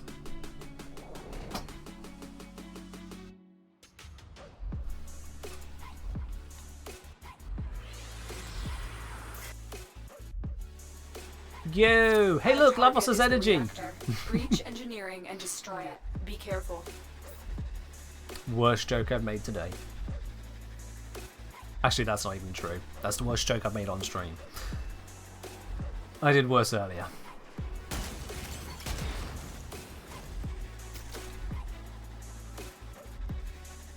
Because I'm on Xeric, I think I get a free cast, so... Never mind. That was not free.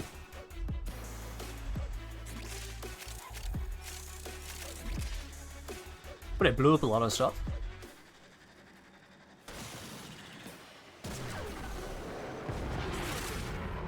It's a pretty big bomb. There's no denying that.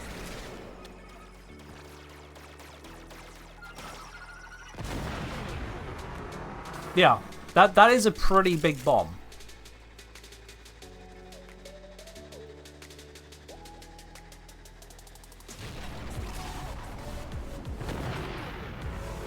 I'm not even sure how far that's reaching, to be honest. I need to check the ability set on that one again. Warhead, 432 meters range. Okay. Yeah, that's just a bit of range. Still not sure it's worth that much to us, but... I can just press it and things do pop.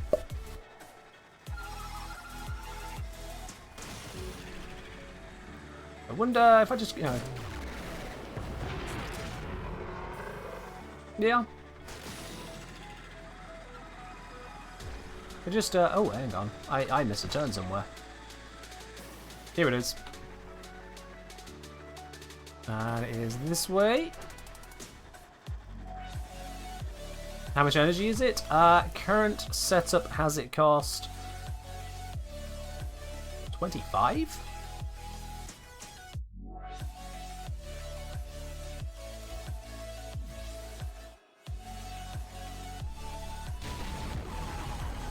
Definitely 25.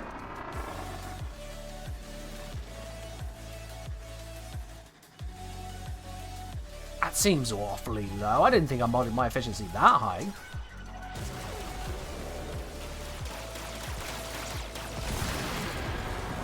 Just watch it do it on 12. Alright, let's just do the objective. Did I break any of it? Been destroyed. I think I broke it all so quickly the game has no idea I've just done it. Yeah. All of that broke, and the game has no idea I did it. Archwing efficiency mods goes to 55%. Oh, maybe I'm getting the rest from Railjack then. I didn't realise that that would combo quite so nicely. So with a single mod, we could just get 75%. That's pretty nifty. So really, this entire mission, I could have come through, cast 4 for 25 energy and won. That's it. That's Mission complete. Excellent work, Tenno. I blew it up before I entered the room. Oh wow, even better. Let's have a look then. It's probably Railjack that's getting involved here.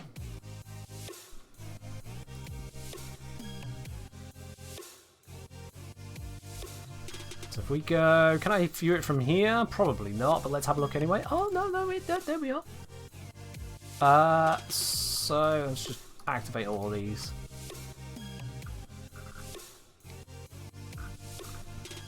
Necromex.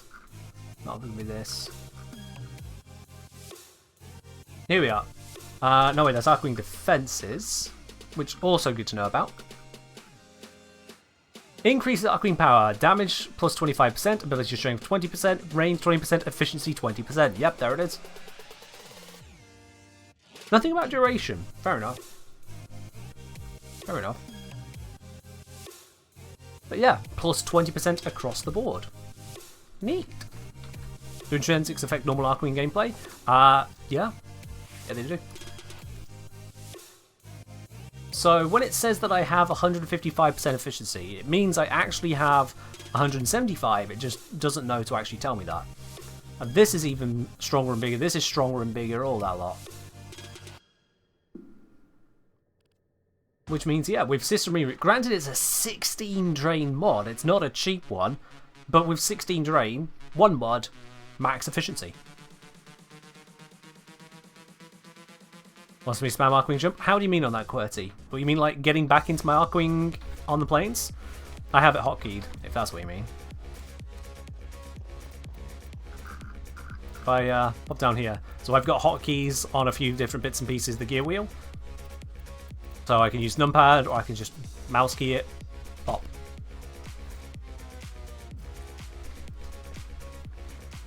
And then that's set up from, you know, the actual gear wheel. You see some people do the shift several times in the time you can do 2. Oh, that might be intrinsics. Yeah, that's what I want. So that might be...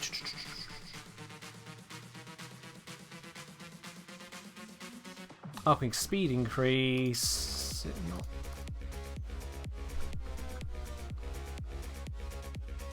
Reduces Archwing blink cooldown by 25%. There you are. Rank 8 tactical. That's probably what you're looking for. There's a few Archwing boosts that are just hidden away in here. Like, the game doesn't really try to tell you about it, it's just there. Why do I like Level so much? Because he allows me to be as lazy or as active as I want without punishing me either way. He's a very convenient Warframe with a lot of different abilities. His kit doesn't rely on you focusing on his kit in one way or another. It just does stuff, and you choose to use it or you don't use it. And he still survives. He doesn't get in the way in any particular area of the game, and instead is just damn good at it. From ground missions, all the way up to Archwing and Railjack. Yeah. You see some people do it like 10 times a robots doing idle hunts. And it's just intrinsics. That's all I'm aware of. Oh yeah, you may be looking at old videos. Yeah, there is that possibility. Alright, let's take this for another gander somewhere else, shall we? Let's head on over to Uranus. There is interception. Sure, why not? Why not? We'll see how it fares here, and then if it fares too well here, I'll step it up to Steel Path and see what happens. Probably nothing great.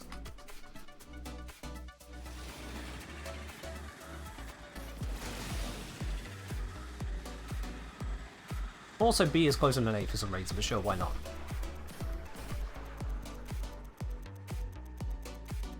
Moving in the capture. Here we are. Now, looking at range, we are out of range for the missile to hit here and affect A. But we could get something in the middle. Kind of gives you an idea as to just how far this can reach. If I just pop that there. Alright. So at least at lower levels, if you don't feel like trying, you can just kind of exist. And it looks like they're going to try and take B back. So if I just put a missile over there, 1,000 meters to go. I have to keep pointing in that direction. And I stopped them.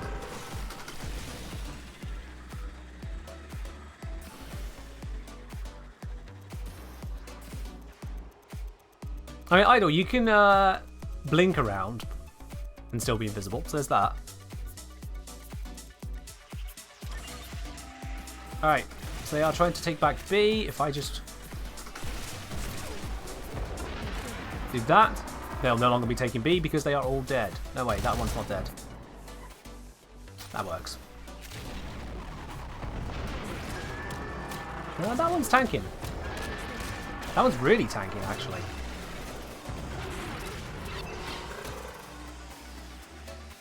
That one took 3 missiles to kill, which is kind of ruining it.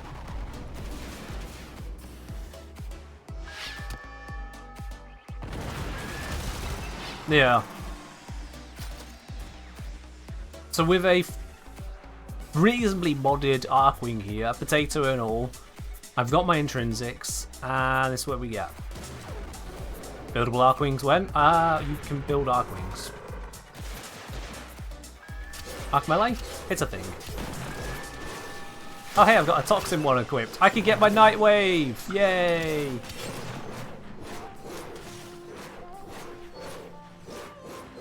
What's the interaction range? There we go.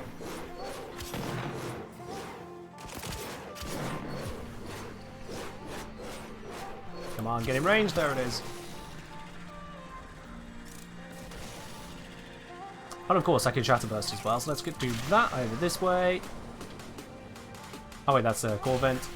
Leave that one.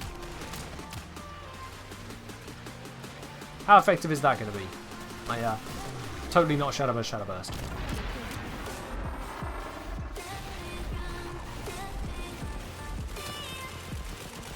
They're having to constantly aim that? You like this track? What's it called? This track is called Royal Blood. Oh, and I stopped paying attention and died.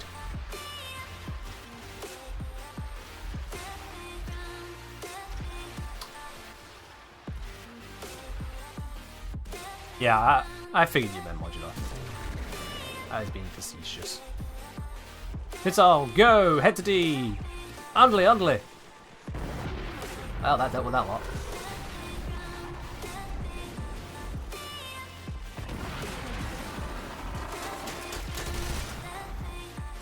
Oh, they actually still took D. Okay.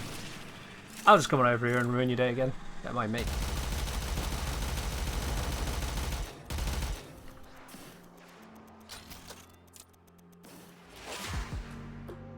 Kill all remaining enemies. Which ones? Over here? Alright.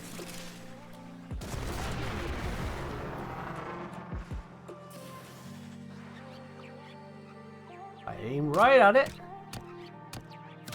Come on. Come on. Missile go. There it is. Wow, that was not a lot of damage. Try again. This is meant to be my super nuke missile. Look how little damage it's doing. Come on. Come on. Come on. Come on, missile. You can target it. Wait. Oh, timer. What role would I want Hydroid to be after his rework? I don't have a preference. I just want him to have a role. The data you have collected here today will go a long way in supporting our cause. Thanks, Lotus. Thanks.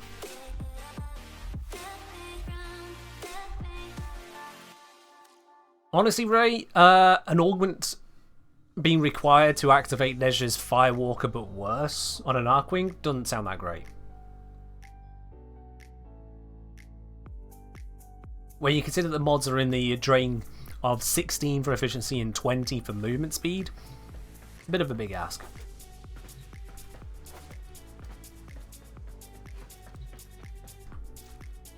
But yeah, so Elytron, with its 2,700 damage warhead, able to scratch an Ogma at level 24. But at least it's only 25 energy to cast, despite what it says in the arsenal, because of intrinsics. Well, that was a thing.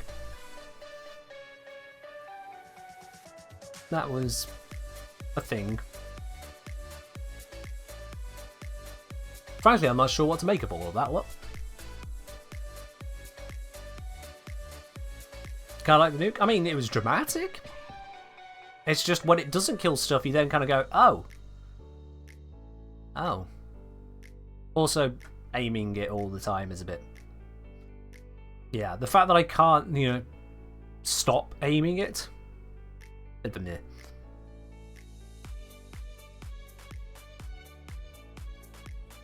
Been saying the arc guns were deemed to be such a requirement by D, they made the Archwing abilities like sensitive weapons. Not sure what you mean by that. Fair do.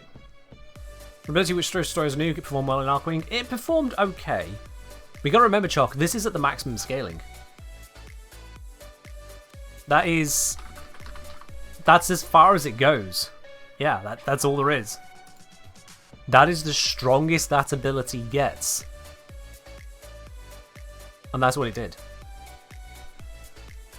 We get the more scaling than that. Unlike weapons, where you can slap on plus 165% mods just as a matter of course, and then you got elementals and fire rate and criticals and all that lot.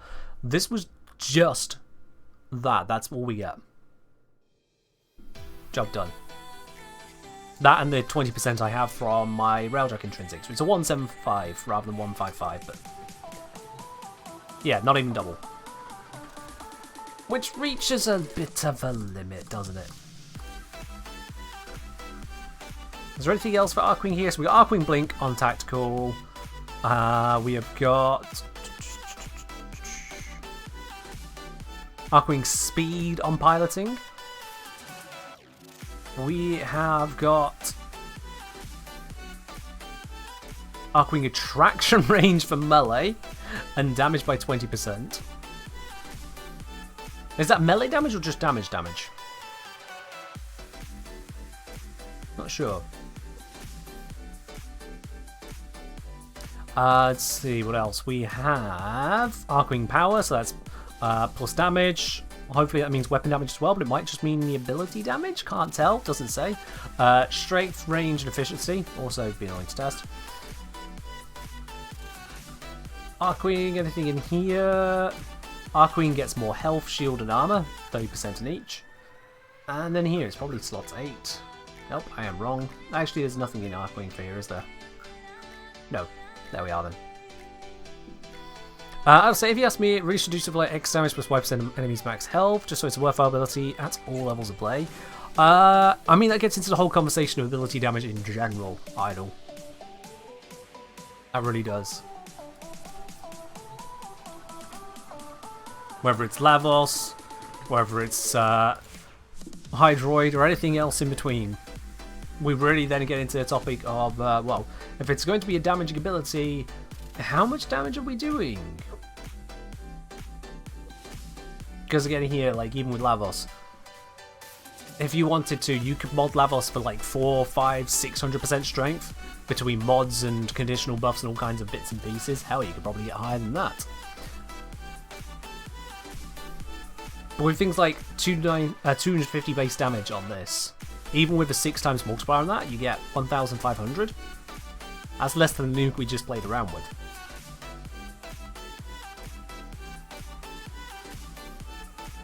So it becomes more of a question as to why is there a damage set at all, really? What is that supposed to work against when enemies end up with tens of thousands of hit points, millions of effective? It's a whole thing with Warframe in general. Weapon scaling versus ability scaling. I'm gonna say I wish Railjack at least made it easier to rank up Archwings. Yeah, there is that. Yeah, Archwings are a bit pants in Railjack overall, to be honest. Archwings have the customization of Warframe abilities have, though. I mean, they have fewer mods. It's the base mods. It's back where they were when modding was years ago. It's just the modding we had that long ago. So again, it comes back to the same thing. Well, compare what you can put onto things like the Torrid. Also, I still need to put a new mod in here.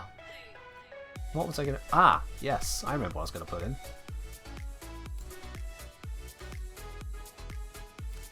Before I forget to do this, let me do it now. There we go. Pop you into there. Mods. And let's just rank that one up. Do you like my Riven? Torrid Riven. Plus crit damage, plus crit chance, and plus damage corpus. Could be better.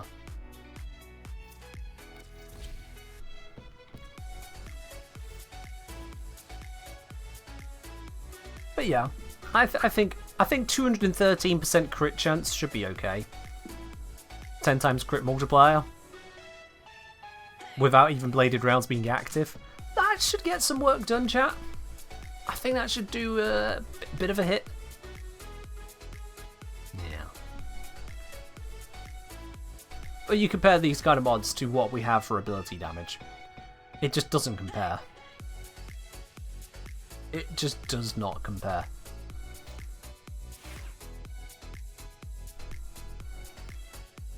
I say Archwings were an island, remained an island, another purely utility of which Legion relies on augments has been heavily nerfed. Yeah, I very recall at one point, wasn't there an announcement by D that they were looking at removing the Archwing missions as well? They never did, but at one point I'm certain they mentioned on our dev stream that they were looking at removing them entirely because they were just that unimportant to Warframe.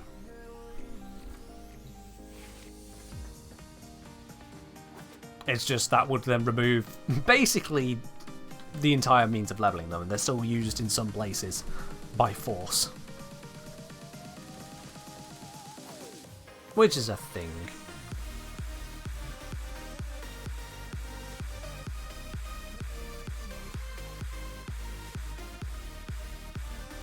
You convinced it was wishful thinking by the community? No, I heard it on a dev stream. I'm almost certain that I heard it from them. I'll stop that. Anyway, right. Which one haven't we covered so far? So we've had a look at Itzel. It's got its Ripline. Sorry, Arcline, is it? Arcline. Cloaky, Crushy. Things. We've got Amashar with its Mesmer skin, but not. Healing Bubble.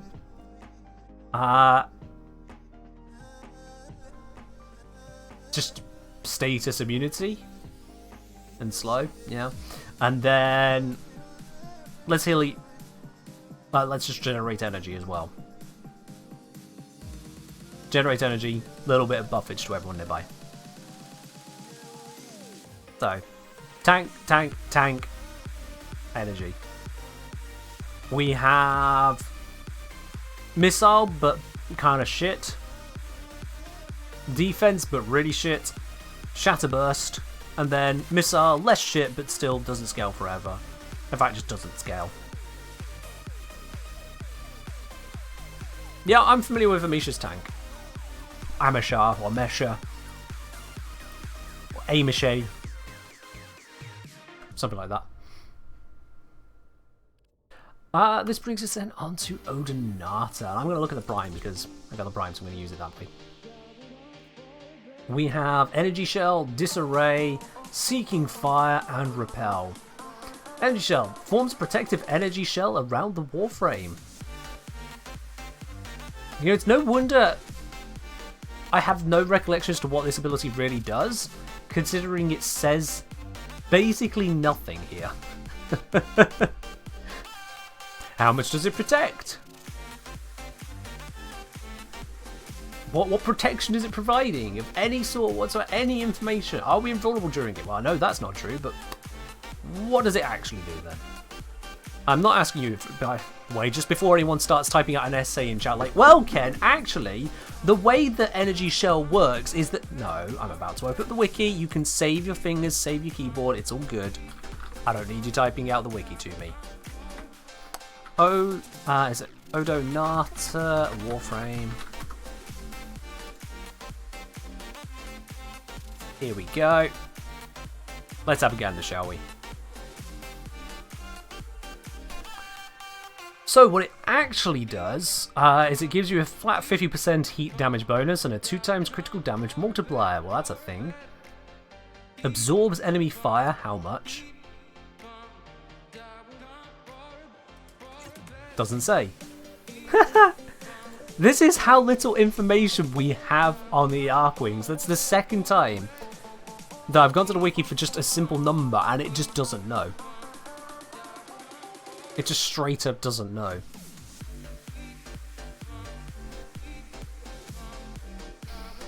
Anyway, the shots fired through the shield will gain 50% heat damage bonus, and critical damage will be multiplied by 200%. I wish we could just say 2 times, but sure, why not? Damage bonuses are not affected by strength. Heat damage bonus is additive. Bonuses apply to the weapon's base damage, similar to an elemental mod. So, it's an elemental mod, right?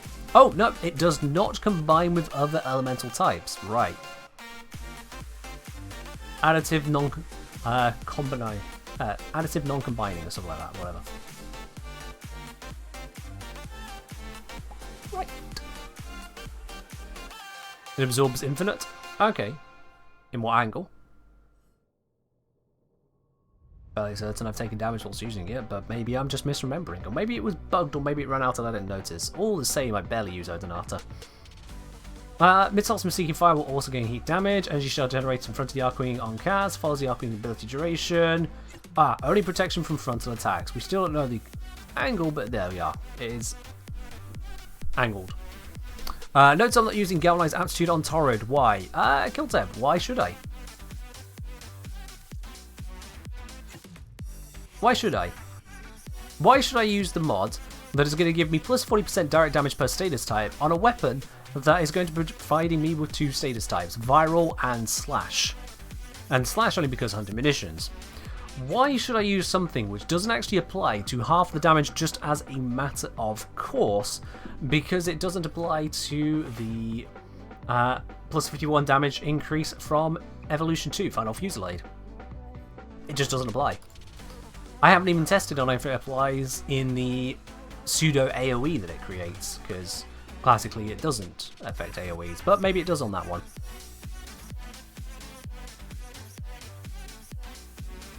If I use a status primer, then maybe with like 5-6 statuses, this will be better than Serration.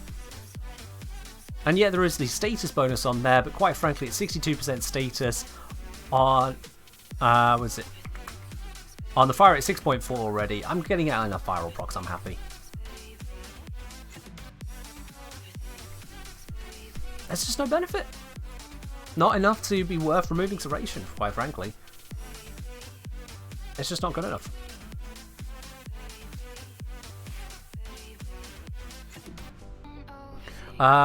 This is a infracall from Especially on Gunko. Only works on the enemy the Torrid primary projectile is on. Is that for the Torrid Incarnate bits or the beam bit, Mizu? It's a review that explains how Slash Block works. There we are. I just linked it for you.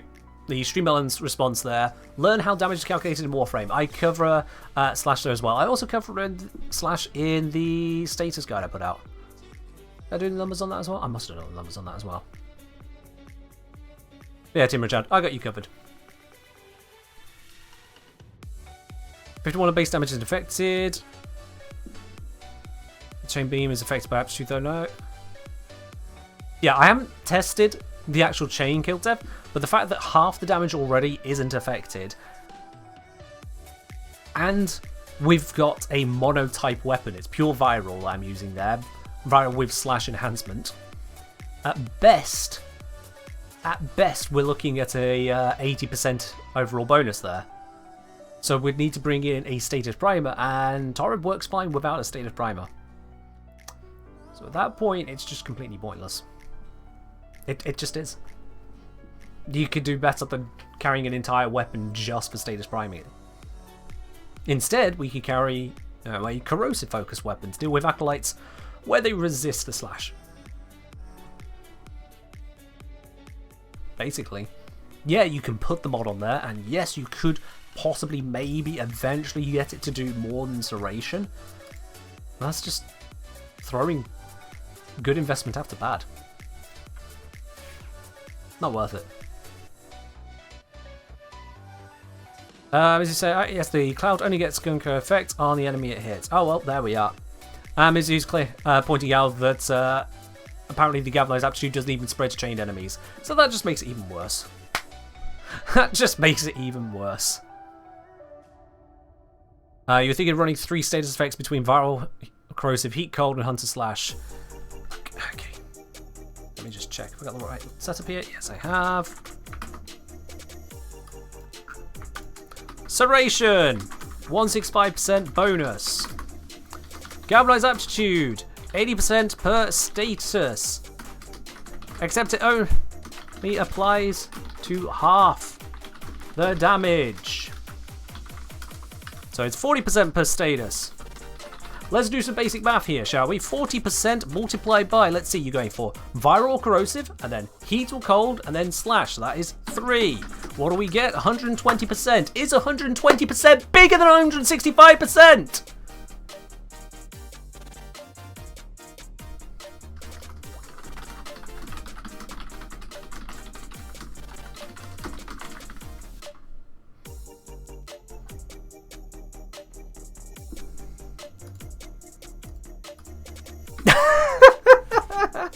Jesus Christ.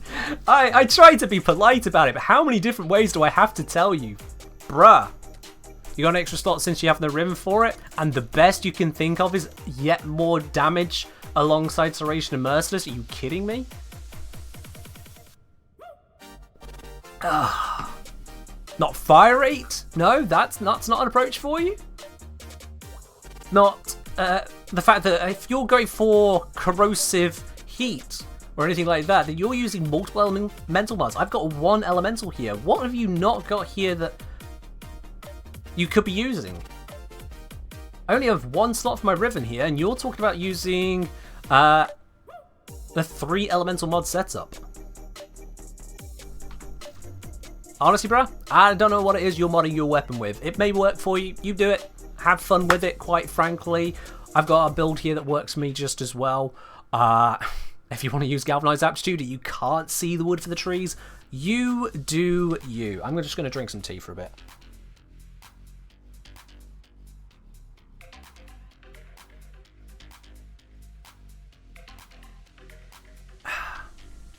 And that's the end of my tea.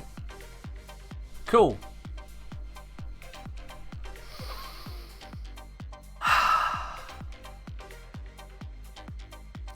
Right then. Odonata. Surprise me.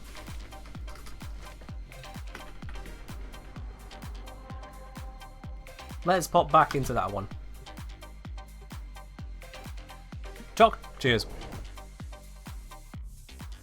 I have emergency water. You can't get away with it that easily, Choc. There is still a hydrate.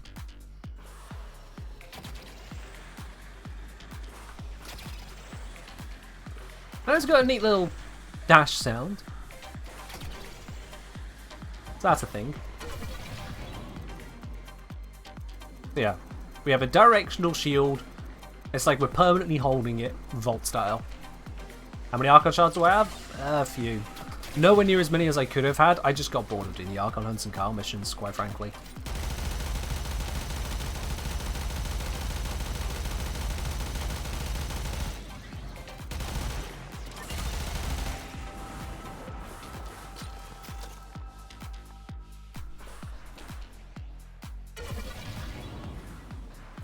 Yeah, a mix of Garuda's one and Vault's one, really, isn't it? I don't know why I'm still sat at that one. I can go to the others.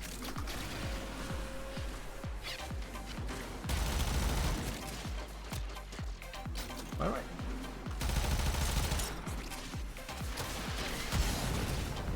That was a completely unnecessary use of my secondary fire, and you know what? It was completely worth it.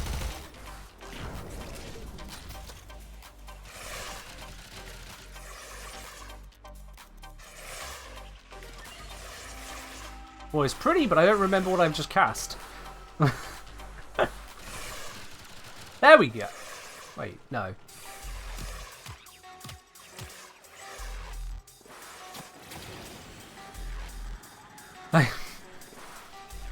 I appear to have completely forgotten this Archwing.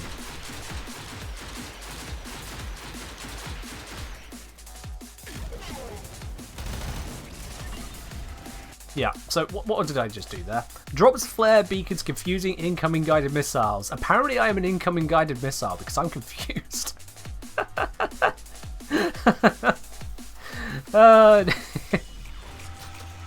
Yeah.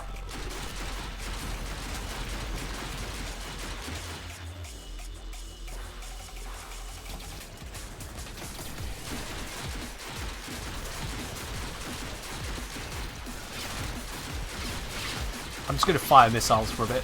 Don't know how. 13 damage a missile? Are you kidding me?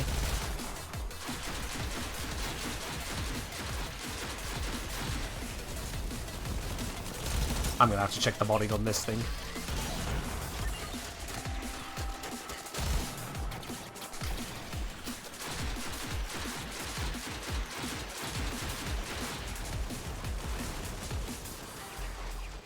Yeah, this is Baby Seeker volley, isn't it? Yeah. Look at it go! Pew pew pew pew pew pew pew pew.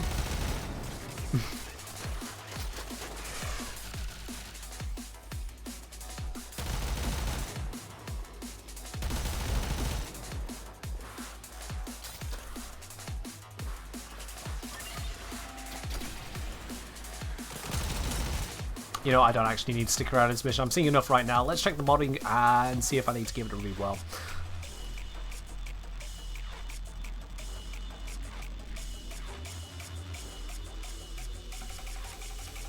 I was wondering why I could remember so little about the Archwings.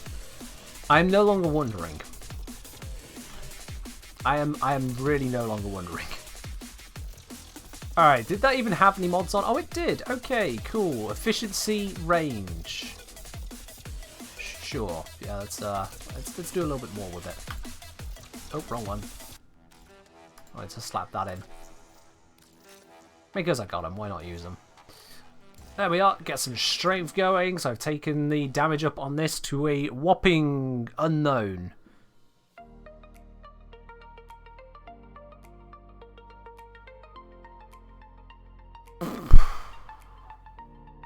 Why? Why do we not even put the damage stat of damaging ability on the ability card? What were they doing when they created Archwings? Oh my god. Okay. Dear Wiki, how much damage does it do? 300 initial blast damage, 40 area damage. Was it really that hard? Oh, and hold on. Number of missiles, 8 raised to 12. It says number of missiles 8, but I did think that I was hearing more than 8. And yeah, it turns out 2 missiles are launched per volley.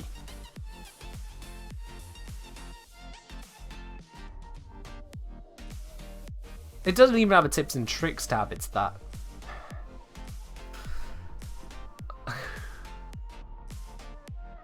What were they doing?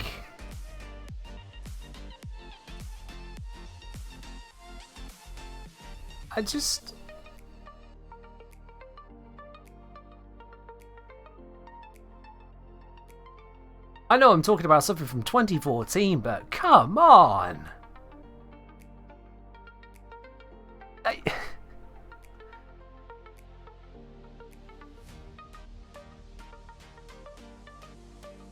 Wow, and tracking range is not affected by ability range. Great. In fact, what does range has no effect at all?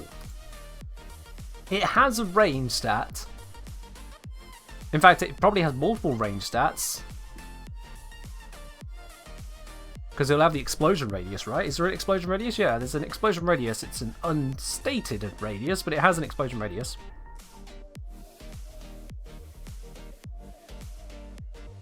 Did I give the late stream count another look with the fixed double tap? I did, yes, and it is absolutely worth slotting it in. Go right ahead with that one.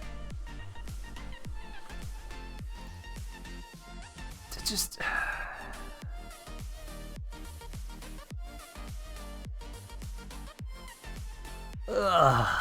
Alright, so this is all a thing. Anyway, efficiency, let's max it out because I can.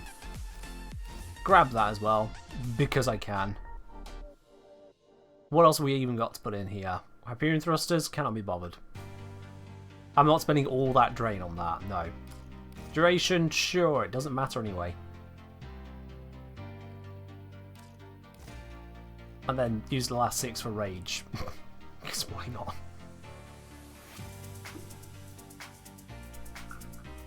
I can fit all of it. Moon?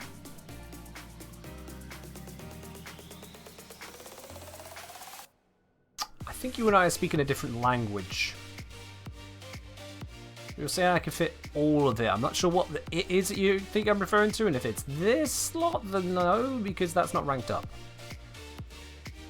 I'm unofficially the only Warframe streamer not streaming first attended. Yeah, I noticed there's a lot of people streaming that, like a hell of a lot. First Descendant, yeah. I could see just at a glance here and follow this, there's Asian Invasions on it, there's Kodoma on it, there's Dinos on it, there's Pupsker on it. There were others on it earlier, there was Angela Set was on it earlier, Gaz was on it earlier. Quite a bit. No, Sympathy was on it, I saw him on it a couple of times in fact earlier today. Just a few. Was there a memo I missed?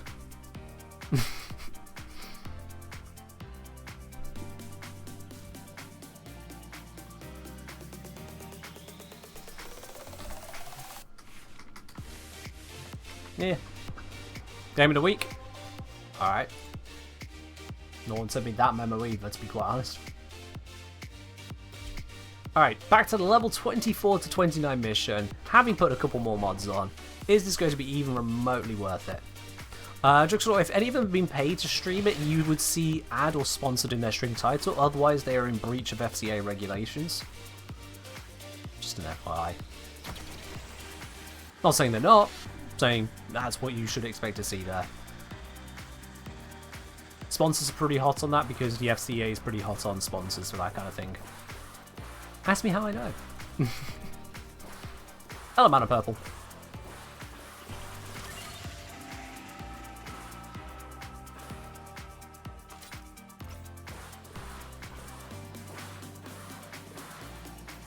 Yeah, that's what FYI means.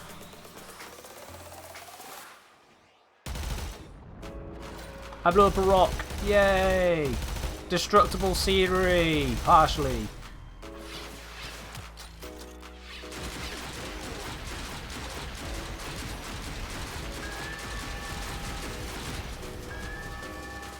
That might still be some of the worst ability damage I've seen ever. And this is only level 25. I'm using a Prime Archwing with a Prime Strength mod, and this is what I get from the damage ability on it.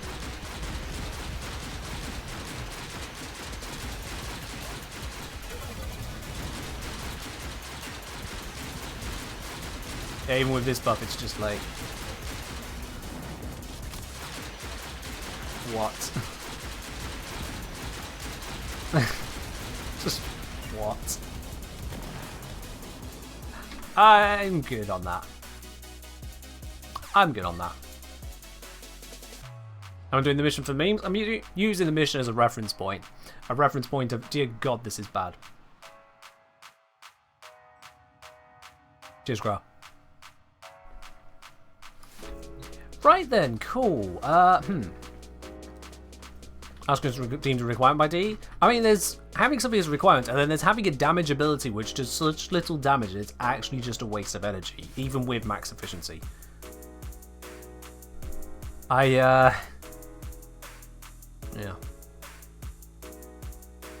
Pilberg saying, Odonata is for survivability, not damage. To be honest, I don't know any of the Archwings are good for damage. Well, here's the thing. It's a damaging ability. The entire thing the ability does is damage. One would expect that an ability that only does damage would do damage worth an ability. Otherwise, it's a bad ability, and that's exactly what I am looking at here. Just how bad is bad. It turns out bad is extra bad. You can hand wave and dismiss something as, well, it's not supposed to be for damage. But it's still a damaging ability. It's right there.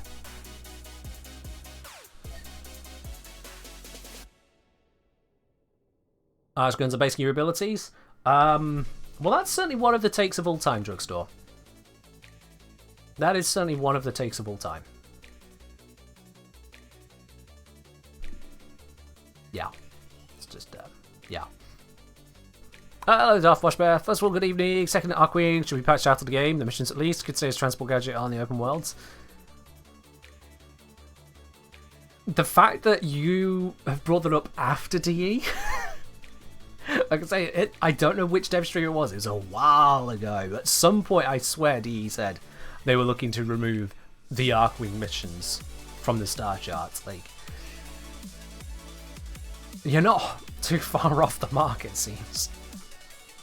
And we can see why. I mean, we've looked at all 4 of them now. It's our funny haha moments on its 1, Cloaky on its 2, which... Well, it's cloaky. It tells you not to move except when you blink. Not literally, of course.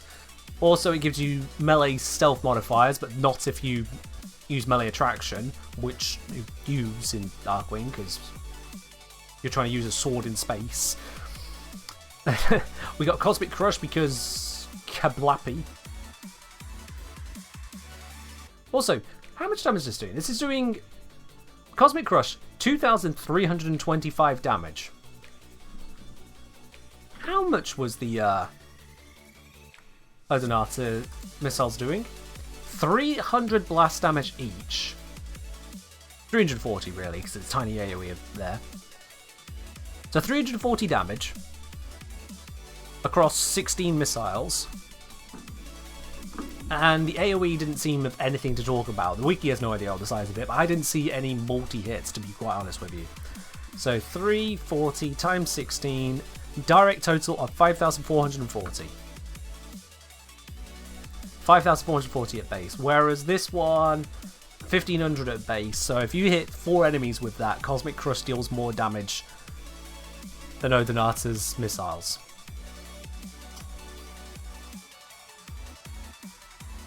Cool. Alright then. That's a thing.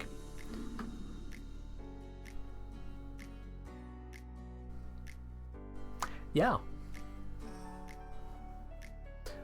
Darth Washbear, it's a really old dev stream. I don't know how old it was, but we're talking years. Billbook saying, I think that sometimes we get to update Archwing mission relics. You can get Volta relics that way. I don't know the last time that would have happened. The drop tables are published, so we'd see what's happening there. I mean, if you have an example of it happening, sure. Like, modern example. If it's from the time that the wiki was last updated for itself, we're not really interested. But yeah, so we've got funny moment, cloaky moment, loot moment, and tickle beams, where we don't even get to know the damage of said tickle beams. We get Mesmer Skin of sorts. Just healing bubble. Status immunity, despite the fact there's Mesmer Skin. And then energy regen. Also mild buff to allies to try and justify the ability's existence. We have Volt Shield mixed with Gara's Shield. Confusion. The worst missile volley I've ever seen. And I didn't even properly try that one, did I? Whatever. And lastly, we've got sticky missile, but who cares? Defense ability that actually might as well just not function. Shatter Burst, the baby days, and a nuke, which can kill up to like level 20, it seems. Or at least there were some things with absolutely resisting this, which was kind of silly. Yeah.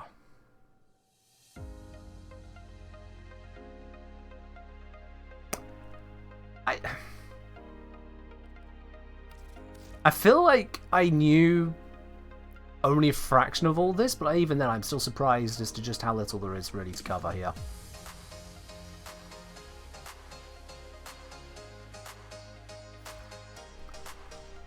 Yes.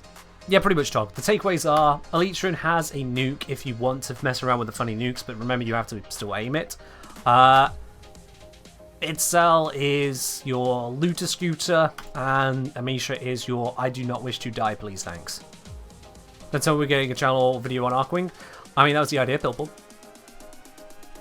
People are going to always be asking when they come into Warframe, oh, what are the good Archwings? What do they do? How should I mod them? What should I care about? We can answer that. We can answer that. They are a source of mastery, and these two do some things to care about. This also has a shield for enhancing damage, but really it doesn't matter that much, because when do you need to?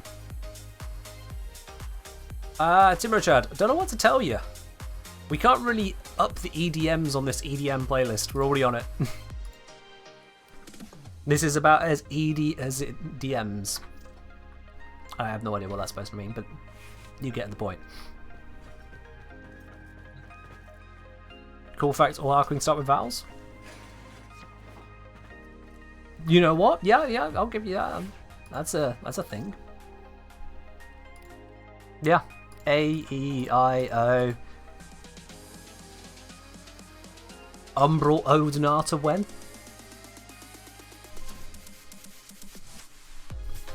All Archwings are insects. Are they? What? The names are all insects. We looked up the name Amisha, or Amisha. It was from, what was it, Middle... Was it Middle Peruvian or something? Hold on. We had a look earlier. The trivia on Amisha, or Amisha, or whatever the heck. Divine, or Middle Persian, yeah.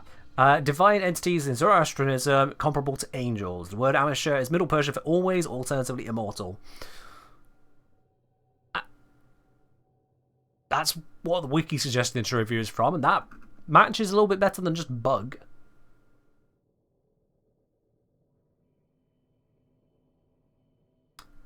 Fair point, Idol. Fair point. And if I search Amisha minus Warframe, sure enough, I get the Zoroastrianism thing pop up. And then someone's Instagram. Yeah, that doesn't seem very buggy to me. Don't know what book you're reading that one from, Array.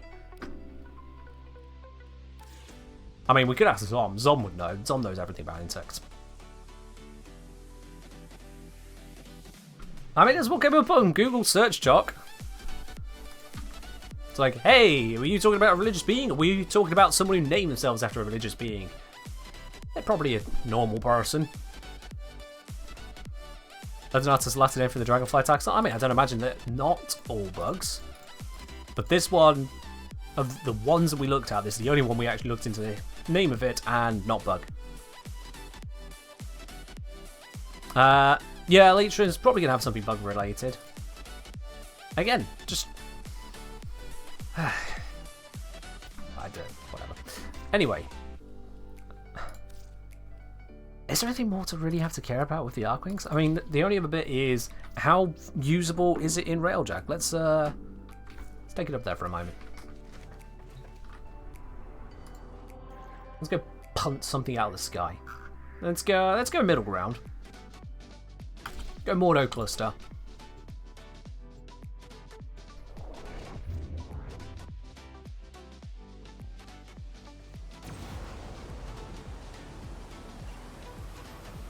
Since you have both, can you try to use the normal Odonata skin on the Prime? I can do after this moon. They have to remind me after this. Was Amisha a late edition? Crew. Energy signatures. Alright, you. Don't be gonna be engineer. You. Don't be gonna be engineer. Excellent. Fighters incoming. Now they're not gonna shoot stuff, so I can shoot stuff. Oh, sure. I obey.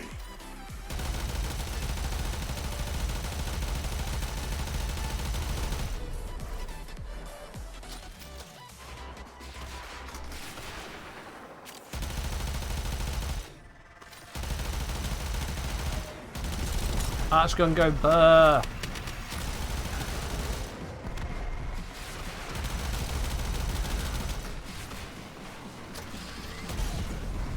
Oh wow, that disabled it in one shot. Alright. Alright, that was nifty.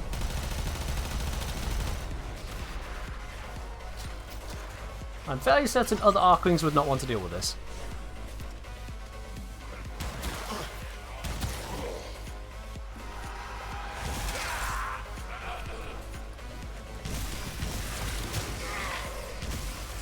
Oh, gotta disable the shield on that before I can pop it. But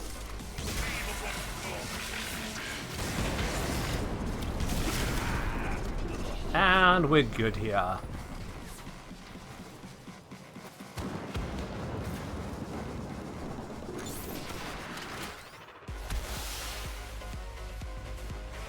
Let's again, do not leave the Warframe universe, you're my space father. Okay, Ghost.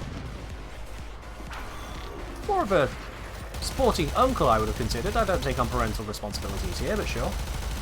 Boom. Cruise ship eliminated. Focus All on right. remaining targets. I'm just gonna tank. Wow, all of my charges vanished there. Yeah, there is no recovery period on this. And let's see if I actually do some moving.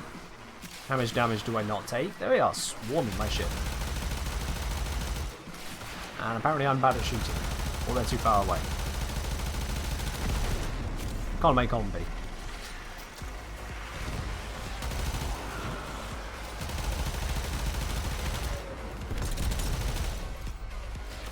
Charged? What? Do that? Oh, the AoE didn't even get another one of them. Okay. Maybe try the 4? Yeah, let's try the 4. What? Well, I'm at full energy. That was great.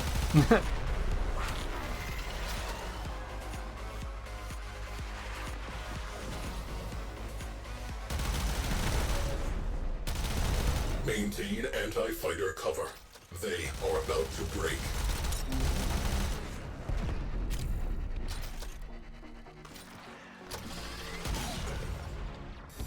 Damn, I missed.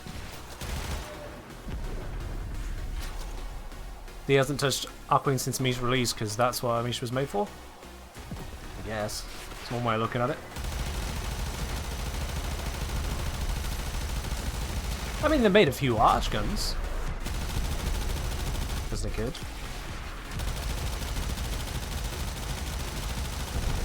God, Morslon just tears through that one, okay.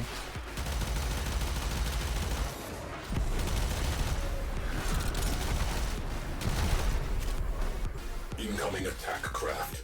Crew, light them up. I nail it this time? No.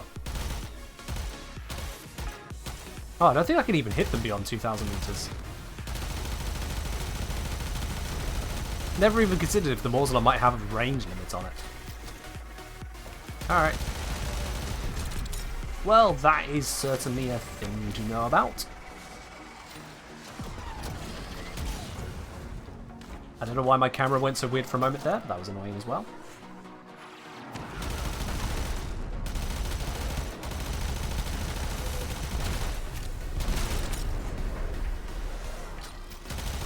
Enemy fighters on the run. And that's the fighters dealt with. Again with the weird scoping suddenly.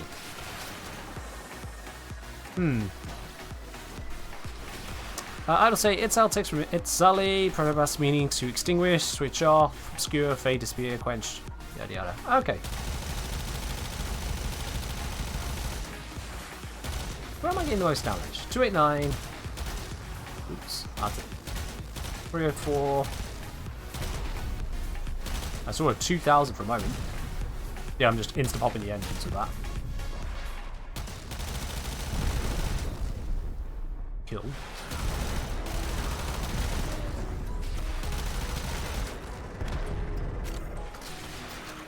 Hello! I am here to blow up your engines. Oh, that was easy. How do you all fit inside there?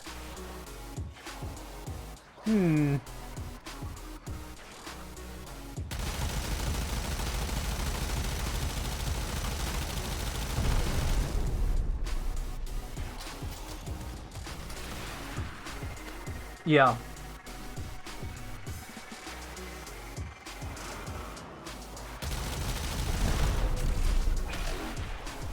I could just drop a bubble for the fun of it. If I could convince them to shoot me, I could heal off it. Ow. Apparently those shots do not get deflected by the bubble. Hello? Oh, yeah, I got healed. That's good. Go do it again.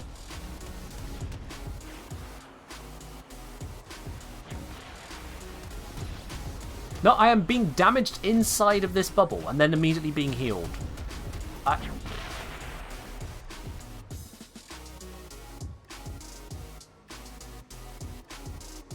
Right?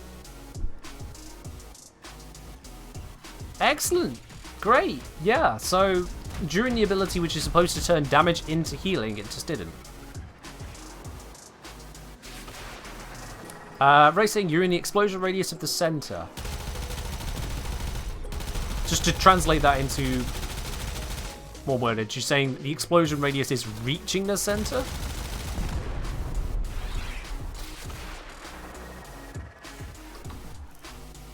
I mean, from what I understood, is that it protects from the damage and turns it into healing.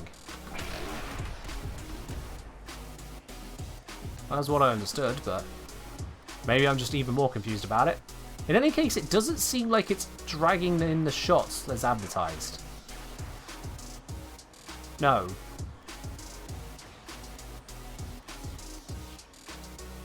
No, those projectiles are most certainly not being dragged to the center there.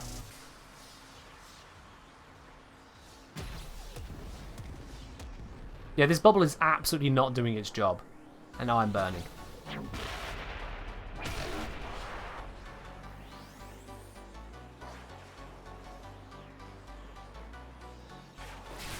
Yeah.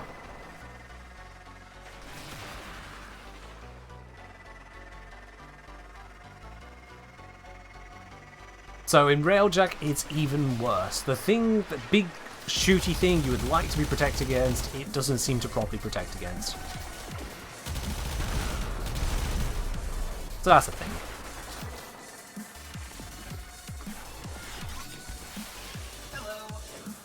Hello. He's always so polite.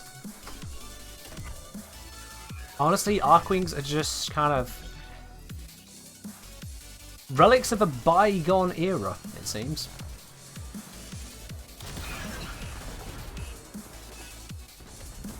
That cruise ship would be going over there, wouldn't it? Cruise ship has gone bye-bye. Crasher, we're near cruise ship. You there. Stop moving. Thank you. Sorry, I was daydreaming. Here we are in the middle of a battle and one of my crewmates admitting to daydreaming. Love it.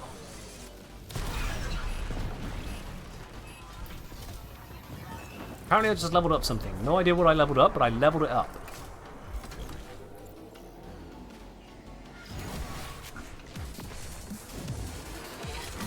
Cruise ship down. Cruise ship is stunned. Does the Warframe adapter drop work here too? Nope. Sorry, my dude. If you missed the drop, you missed the drop. You might be able to pick it up from the Warframe itself stream if they're doing one at some point later in the week, but I'm not aware of when those drops are actually happening, to be quite honest with you. We have one I just know they're not happening on this to be channel. concerned with. Direct attention to remaining targets.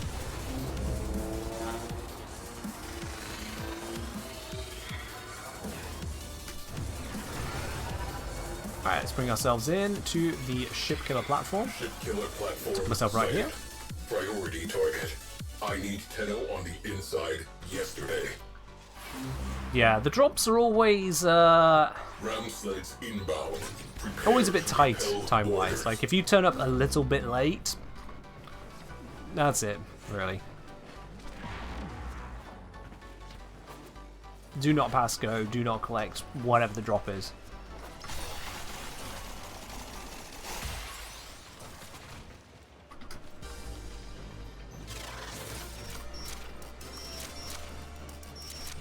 But There it is. Blast that I here. should probably get a crew on. I feel just awful about this. Oh, but that's I not have good. to meet a doctor immediately. Oh! What are you doing sleeping on the job? Who said you could do that? Crew, fire on board. Location marked. Honestly, you can't get the crew these days. Daydreaming, dying. Fire I didn't permit any of this. scrubbing atmosphere. Return to station. There we are then. We can clean up later. Alright, you take care, Chuck. And cheers for the final hydrate.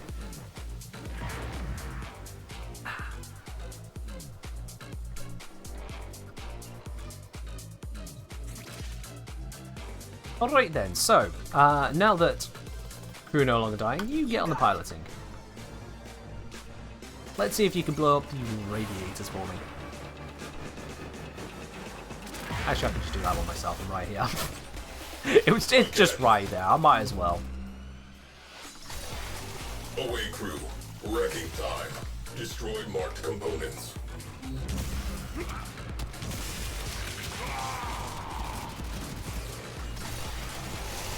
I'm taking a lot of damage. That was an unusually high amount of damage for Lavos. Luckily, it seems to be sorted now.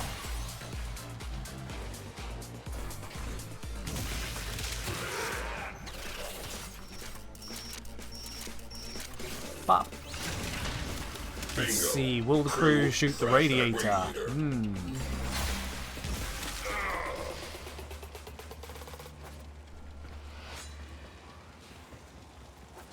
Anytime now. Actually, now that I think about it, I put the guy who's daydreaming on piloting. What is wrong with me? Right away. I shall, Tenno. Yeah, maybe that'll be better.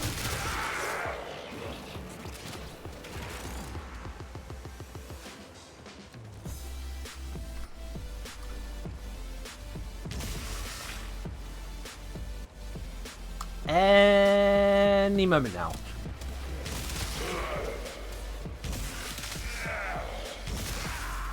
Any moment now.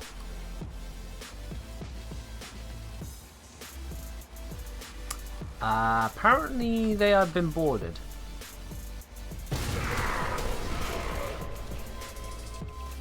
That looks fun. When you got a Kubazar there, come on, blow him up. That's it. One more. There you go. So, pilot, gunner,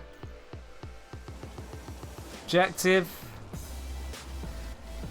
Yeah, it is quick to do it myself. I'll just teleport in.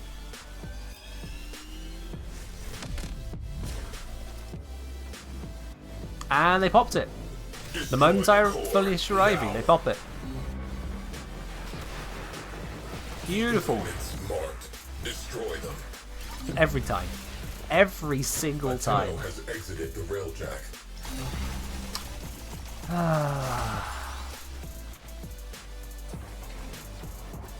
So about this first Ascendant game then, that apparently every other Warframe streamer is currently playing. What's that all about then? Scratch one. Thank you, ship Vagabond. killer. Appreciate it. Ship killer neutralized. Suggest we move on.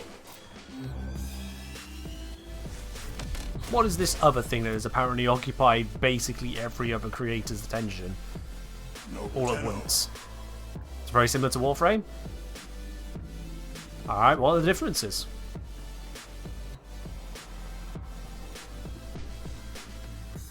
Looter shooter, 4 abilities. Alright, what are the differences? It's if Warframe Destiny had a love child. I've never played Destiny, so I can't use that to narrow it down. Come on, guys. Give me something to work with here. What are we thinking about it? What is it? It has Rabbit Vault, and you start on the Destiny Tower, is all I remember. Okay. Incoming ram sleds about to ring Ram the sleds? doorbell. We just killed everyone. Yeah, whatever. It's an open beta this week? Ah, okay. Right. Hey, we got an Archgun mod. Whatever.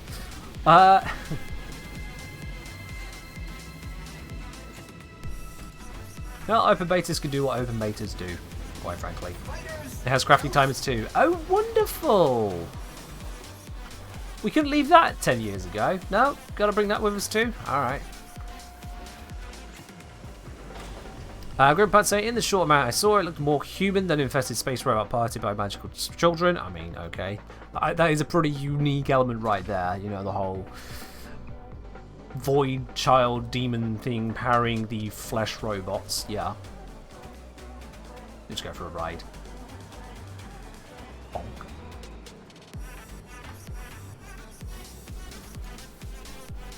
And sit. There we are. Joe said, downloaded but haven't played yet. Fair enough. At least that's a difference between that and Warframe, I guess. It's something you haven't played. There are basic weapons you can pick up as loot rather than crafting them like how Warframe did. Okay. Fun fact, those trams aren't synced between squad mates, you look like you're floating. Yeah, I've seen that before now. You're just moving around. It's just kind of odd. The whole thing is odd. A lot of Warframe is just kind of cobbled together in a way that mostly resembles a working game. If you look too long, you start to notice the bits you shouldn't notice. Yeah. Definitely, if you don't want to poke holes in things, definitely don't start doing things like going to a balcony and going, oh look, it's Railjack. It's oh my god, how big are you? Like, yeah, definitely don't start doing that, because when you start poking around, you discover just how weird things get.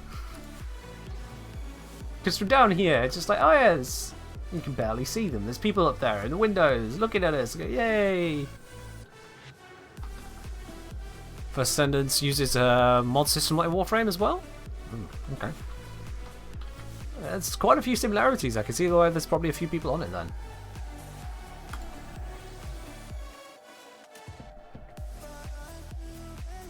Yeah.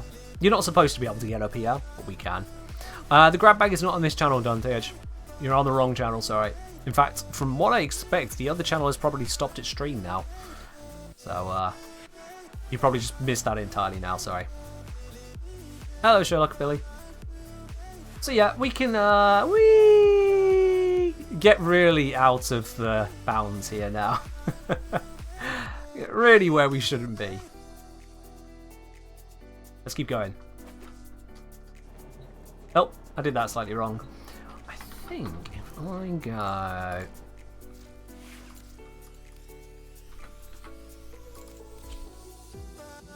If I grab this one...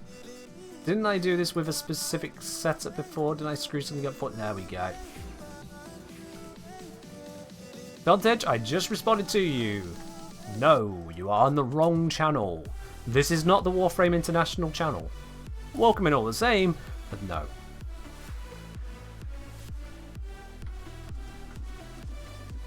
Damn it.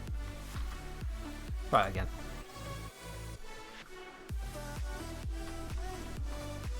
Okay. What if I go a bit this way? Can I get away with it over here?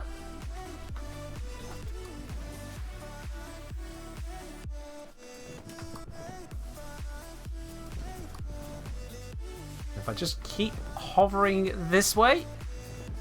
Nearly, nearly. There we go. And we're back into Archwing, chat. We're back into Archwing. Look at that. It's the skybox. Yeah, when you look hard enough, you find things being a bit weird in Warframe. Everyone's name is actually coloured white in my chat because I haven't set up readability, because some of the colours on Twitch are actually quite hard for me to read. So yeah, all your names appear white in my chat. How did I find this out? By screwing around. When you have friends in spare time, you dick around in a dojo long enough, and next thing you know, you're falling through the world and see an orb. You know, how do I get to the orb? And then this happens. Also, I have my gun now. So that's a thing. And if I remember what I'm doing from here.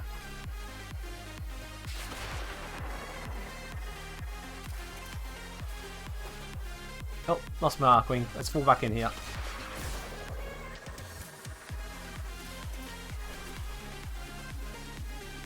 Drop down here somewhere. Place a floof behind the asteroid peeking over it. I don't know if that actually shows up in there though. That's the problem, Idol.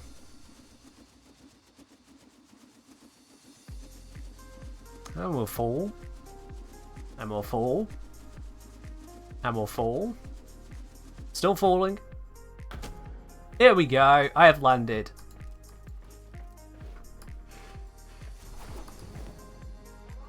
Now I have my gun out. Oh yeah. And I've modded Zephyr to do this.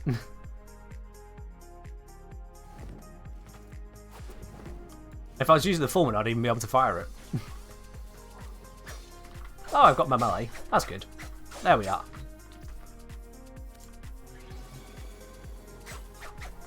Am I so floaty? Because of my modding. I've got it set...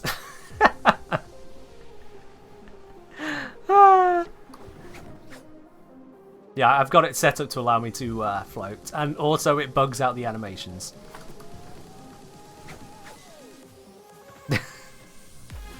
It's all a thing. It's all a thing. So yeah, there are mods for helping floating. Yeah, so I've got on here a bit of what's it, aim glide duration, and then this one here is minus 100% gravity whilst aim gliding, which means you just go flat. You just hover. And if you put that on, if you get all the aim glide together, it gets a little bit silly. You're wondering how I was able to walk on air? Yeah, the animations kind of get confused when you're able to just float like that and use a melee weapon. Because here I've not got a melee anymore because I've gone into the arsenal, which reset my character. But yeah. Is there a specific way to get onto the balcony and out of bounds? By forcing a teleporter up there. That's what we did. We came up to the window as close as we could, and we forced a teleporter in, and then teleported to it. That's how we got here. Because if I go through the glass, you'll see it's one way. And they look much more normal at a distance. The scale looks much more normal over here. It's only when you get right up close you discover, oh wait, they're actually giants. The more you know. The more you know. Right, is there a question I haven't covered yet in terms of Archwings? Didn't mean to fall off there. Is there something about Archwings I haven't covered yet that we need or should know about? Oh yeah, it's all the passive interactions, wasn't it? Arcanes and stuff. odds. Well, damage doesn't matter, so we don't need to worry about strength. There isn't anything that'll carry over from range, because there isn't a range arcane. Magic Aura? Okay, you are really taxing my memory there. Yeah, the auras. What's it actually do on that one? Dry dock. Auras. Archwing speed, damage, Archwing shield, armor. 15 and 24%. You can ignore that. Even 4-way stacked. If you're using Amisha, which you should be, you don't care about your shield and armor in the first place. The damage stat is kind of neither here nor there, to be quite honest. Yeah. The speed is alright, but yeah.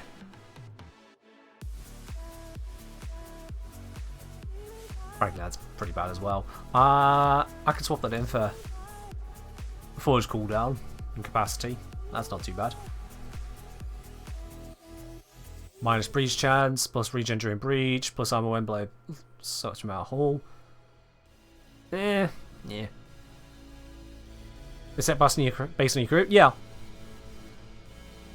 Oh yeah, I'm aware of that idol. I'm aware of the quadruple dip. Now that one there was giving some amount of damage resistance. That's a thing.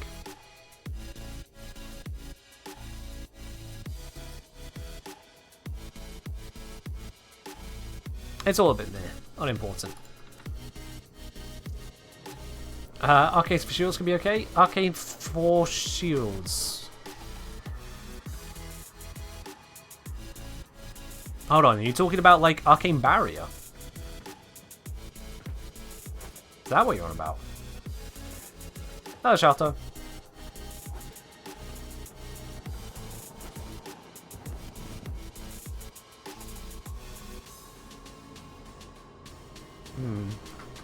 Just floating while stinking, don't mind me.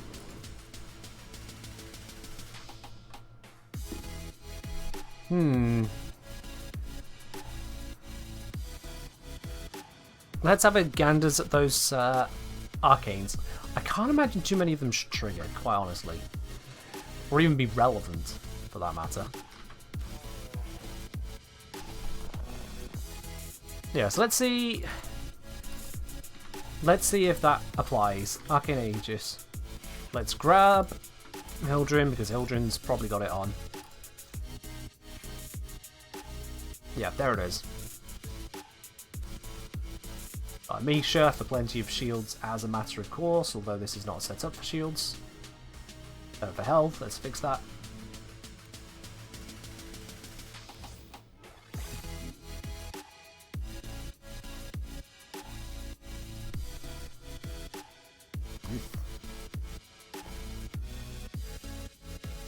I mean, there's not really much of anything you need on these, is there? Yeah, I can see why I have that on now. Any primary or secondary recommendations for Harrow? Wanted to swap from what I normally use. Prism and Twin Gractors. Okay, I mean, depends on what stage of the game you're at, Shelter, and what you want to use. Primary and secondary, there's a heck of a lot of options these days. The Incarnate weapons are absolutely bonkers strong.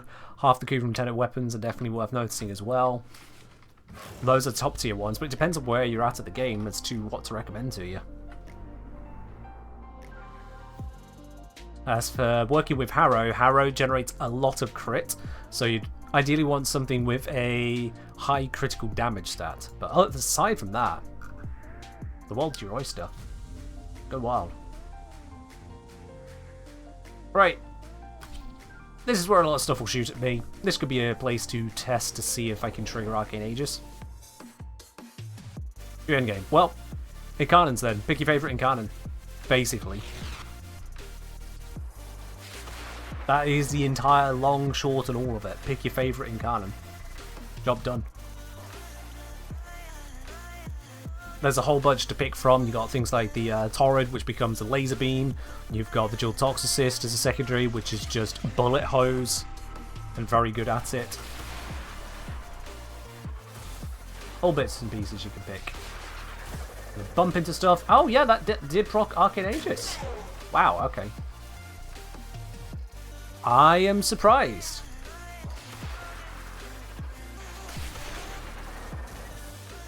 So that procs in Archwing.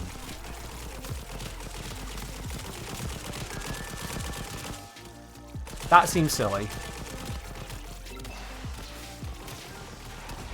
That definitely seems silly.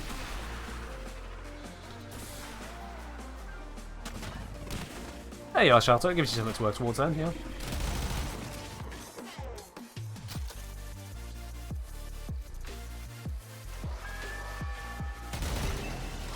Alright, well, there we are. I don't need to stay in this mission, do I? We've done the test on that one, but that tells us now that Warframe Arcanes can trigger, and so it's a case of trying to figure out which ones will trigger. That's... oh god. Wow, that's, okay. So is that going to affect all the others as well, then? Some non-aura Warframe mods also apply an Archwing. There has to be preparation, though it requires flow to work for some reason. Require... No. No,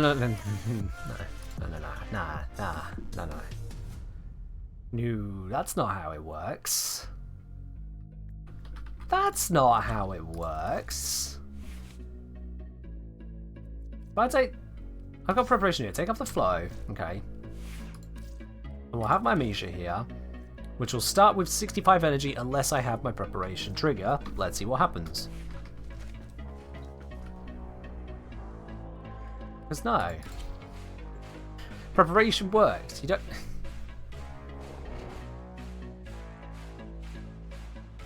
Merlin, I really hope you're not right. I really, really hope you're not right. Okay, I'm on 300-ish energy. That's a lot more than I should be starting with. Wait. Does it require flow? Or does it just give your Archwing the energy that it would have given your Warframe?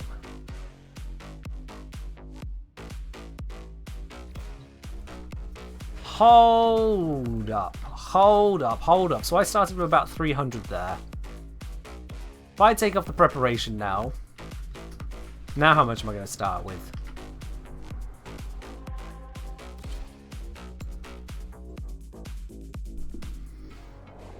Let's see how much I start with now. And I have follow-up questions if I start with a lot less. 67. Oh, for God's sake. Okay. Which is probably the 65 plus 2 for just energy over time for whilst loading in.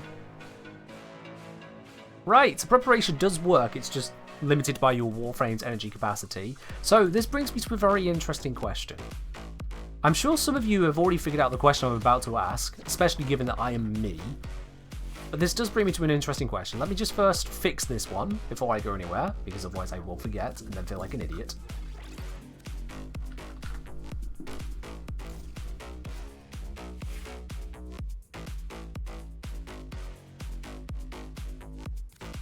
So what happens if I bring Lavos with preparation?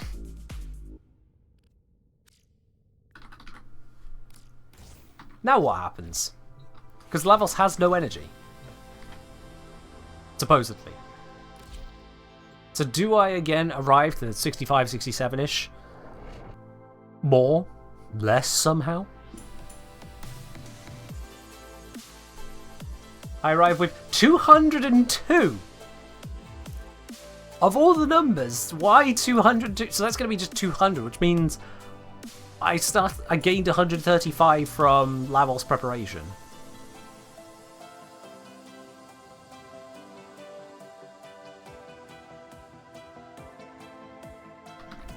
So preparation does work on Lavos for Archwing's sake, which leads me on to a follow-up question. Random, aside from your own energy? No. This leads me on to another question. What if I bring... okay, normal, flow, as well. On Lavos, this is very cursed right now. What if I bring normal flow? I'm going to start needing a list of all these things.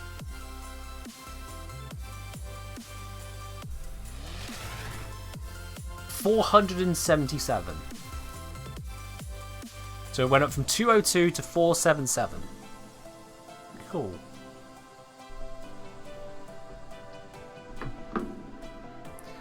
So 202 minus, sorry, 477 minus 202 is an increase of 275. And that is using a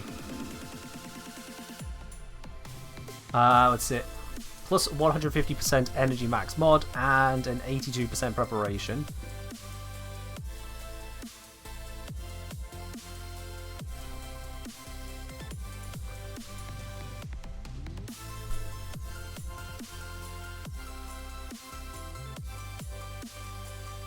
Which is coming to a suggestion of around about 225 base energy? Something like that. I don't know. Might be better to test on open world to avoid the data wobble from energy gen during loading. It's fine. A couple points here or there isn't going to change much about it. What about the crit chance from his 4? The what from who? Oh, is there a random? Yes, there is a cap on the crit chance from Harrow's 4. It's a maximum 50% general or 200% on headshot. Yeah. Alright, let's fix this before I kill someone with the cursed nature of it. Don't need someone loading in and going, oh my god, when you got flow on levels? I've just got here, but I'm going to judge you on it. Because that happens.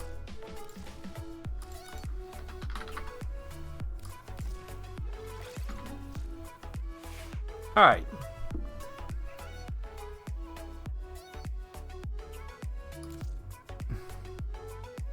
Thanks, Casadis. Great to know you feel like being the village idiot.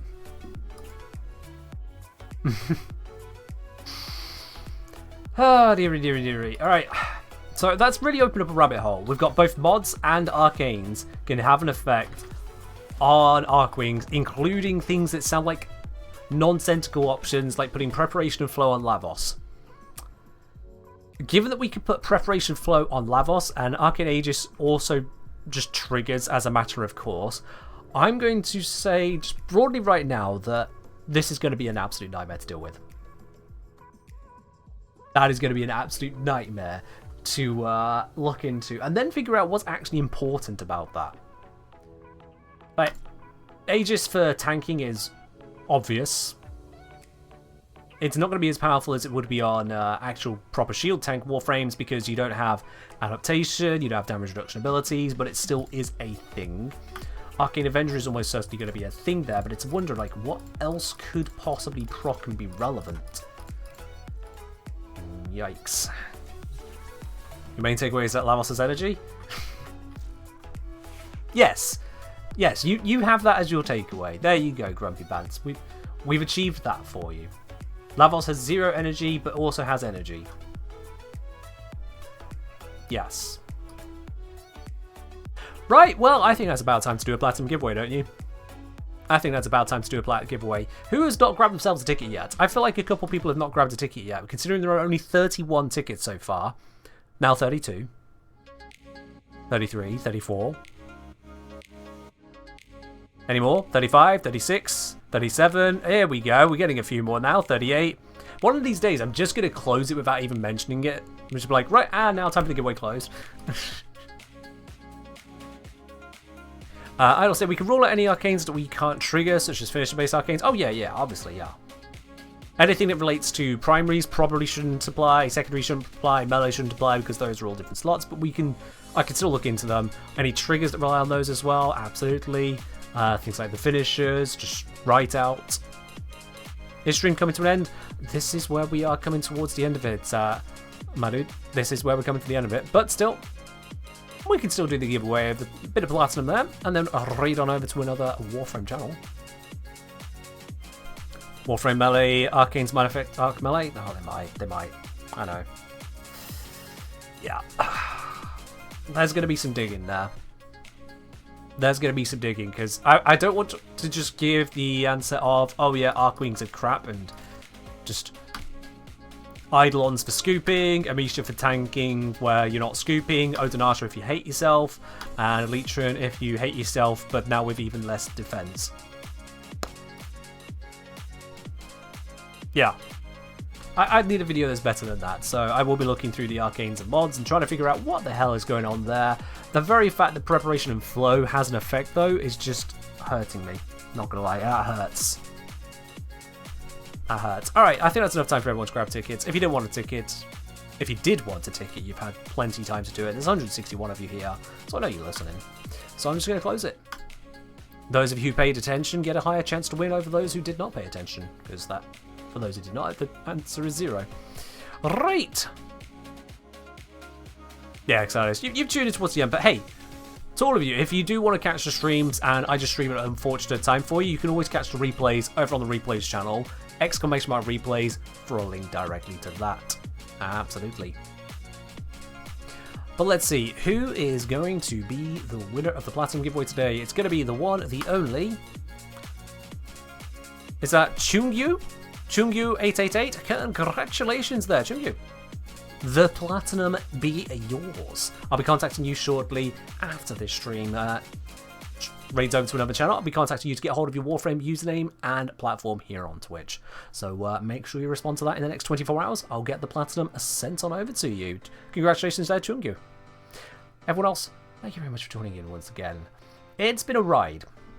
It's certainly been a ride. This might be about the last time you'll see me consider Warframe, consider Archwings on stream here. But, it's still worth putting a video together, if no other reason than to make it aware everyone else who has all these same questions, even not even knowing the questions of, does preparation work? It does. Get that all answered in a nice, simple video, so we can all collectively sigh, wow, that's worse than Hydroid. Oh dear, dear, dear. Right then, who can we raid on over to today? Who do we raid? Yeah, it seems like pretty much everyone is on First Descendant, except from Neo. So I guess we're going to Neo. Drops? Nope, no drops here. No drops here. I used to have a drops command that just told you no. I should probably reinitialize that on Wednesdays. But yeah, let's send ourselves over to Neo, shall we? The Loyalist, sticking still with Warframe. That is all that we've got time for. Thank you very much for joining in. I will be live again on Friday. It's looking like from the poll in the Supporters Lounge that it's going to be Starfield on Friday. This will be my first ever play of it, so I'm going to have to get that installed and going. And then on Saturday, we've got the Streamathon starting 5 hours earlier than my usual stream. So if you're far over to the east, hey, you're probably not listening right now, but, you know, earlier stream for you. And if you are far over to the west, well, rise and shine. I'm streaming early. But until then, that's all from me. I'll catch you all in the next one. Have a good rest of your week. Bye-bye.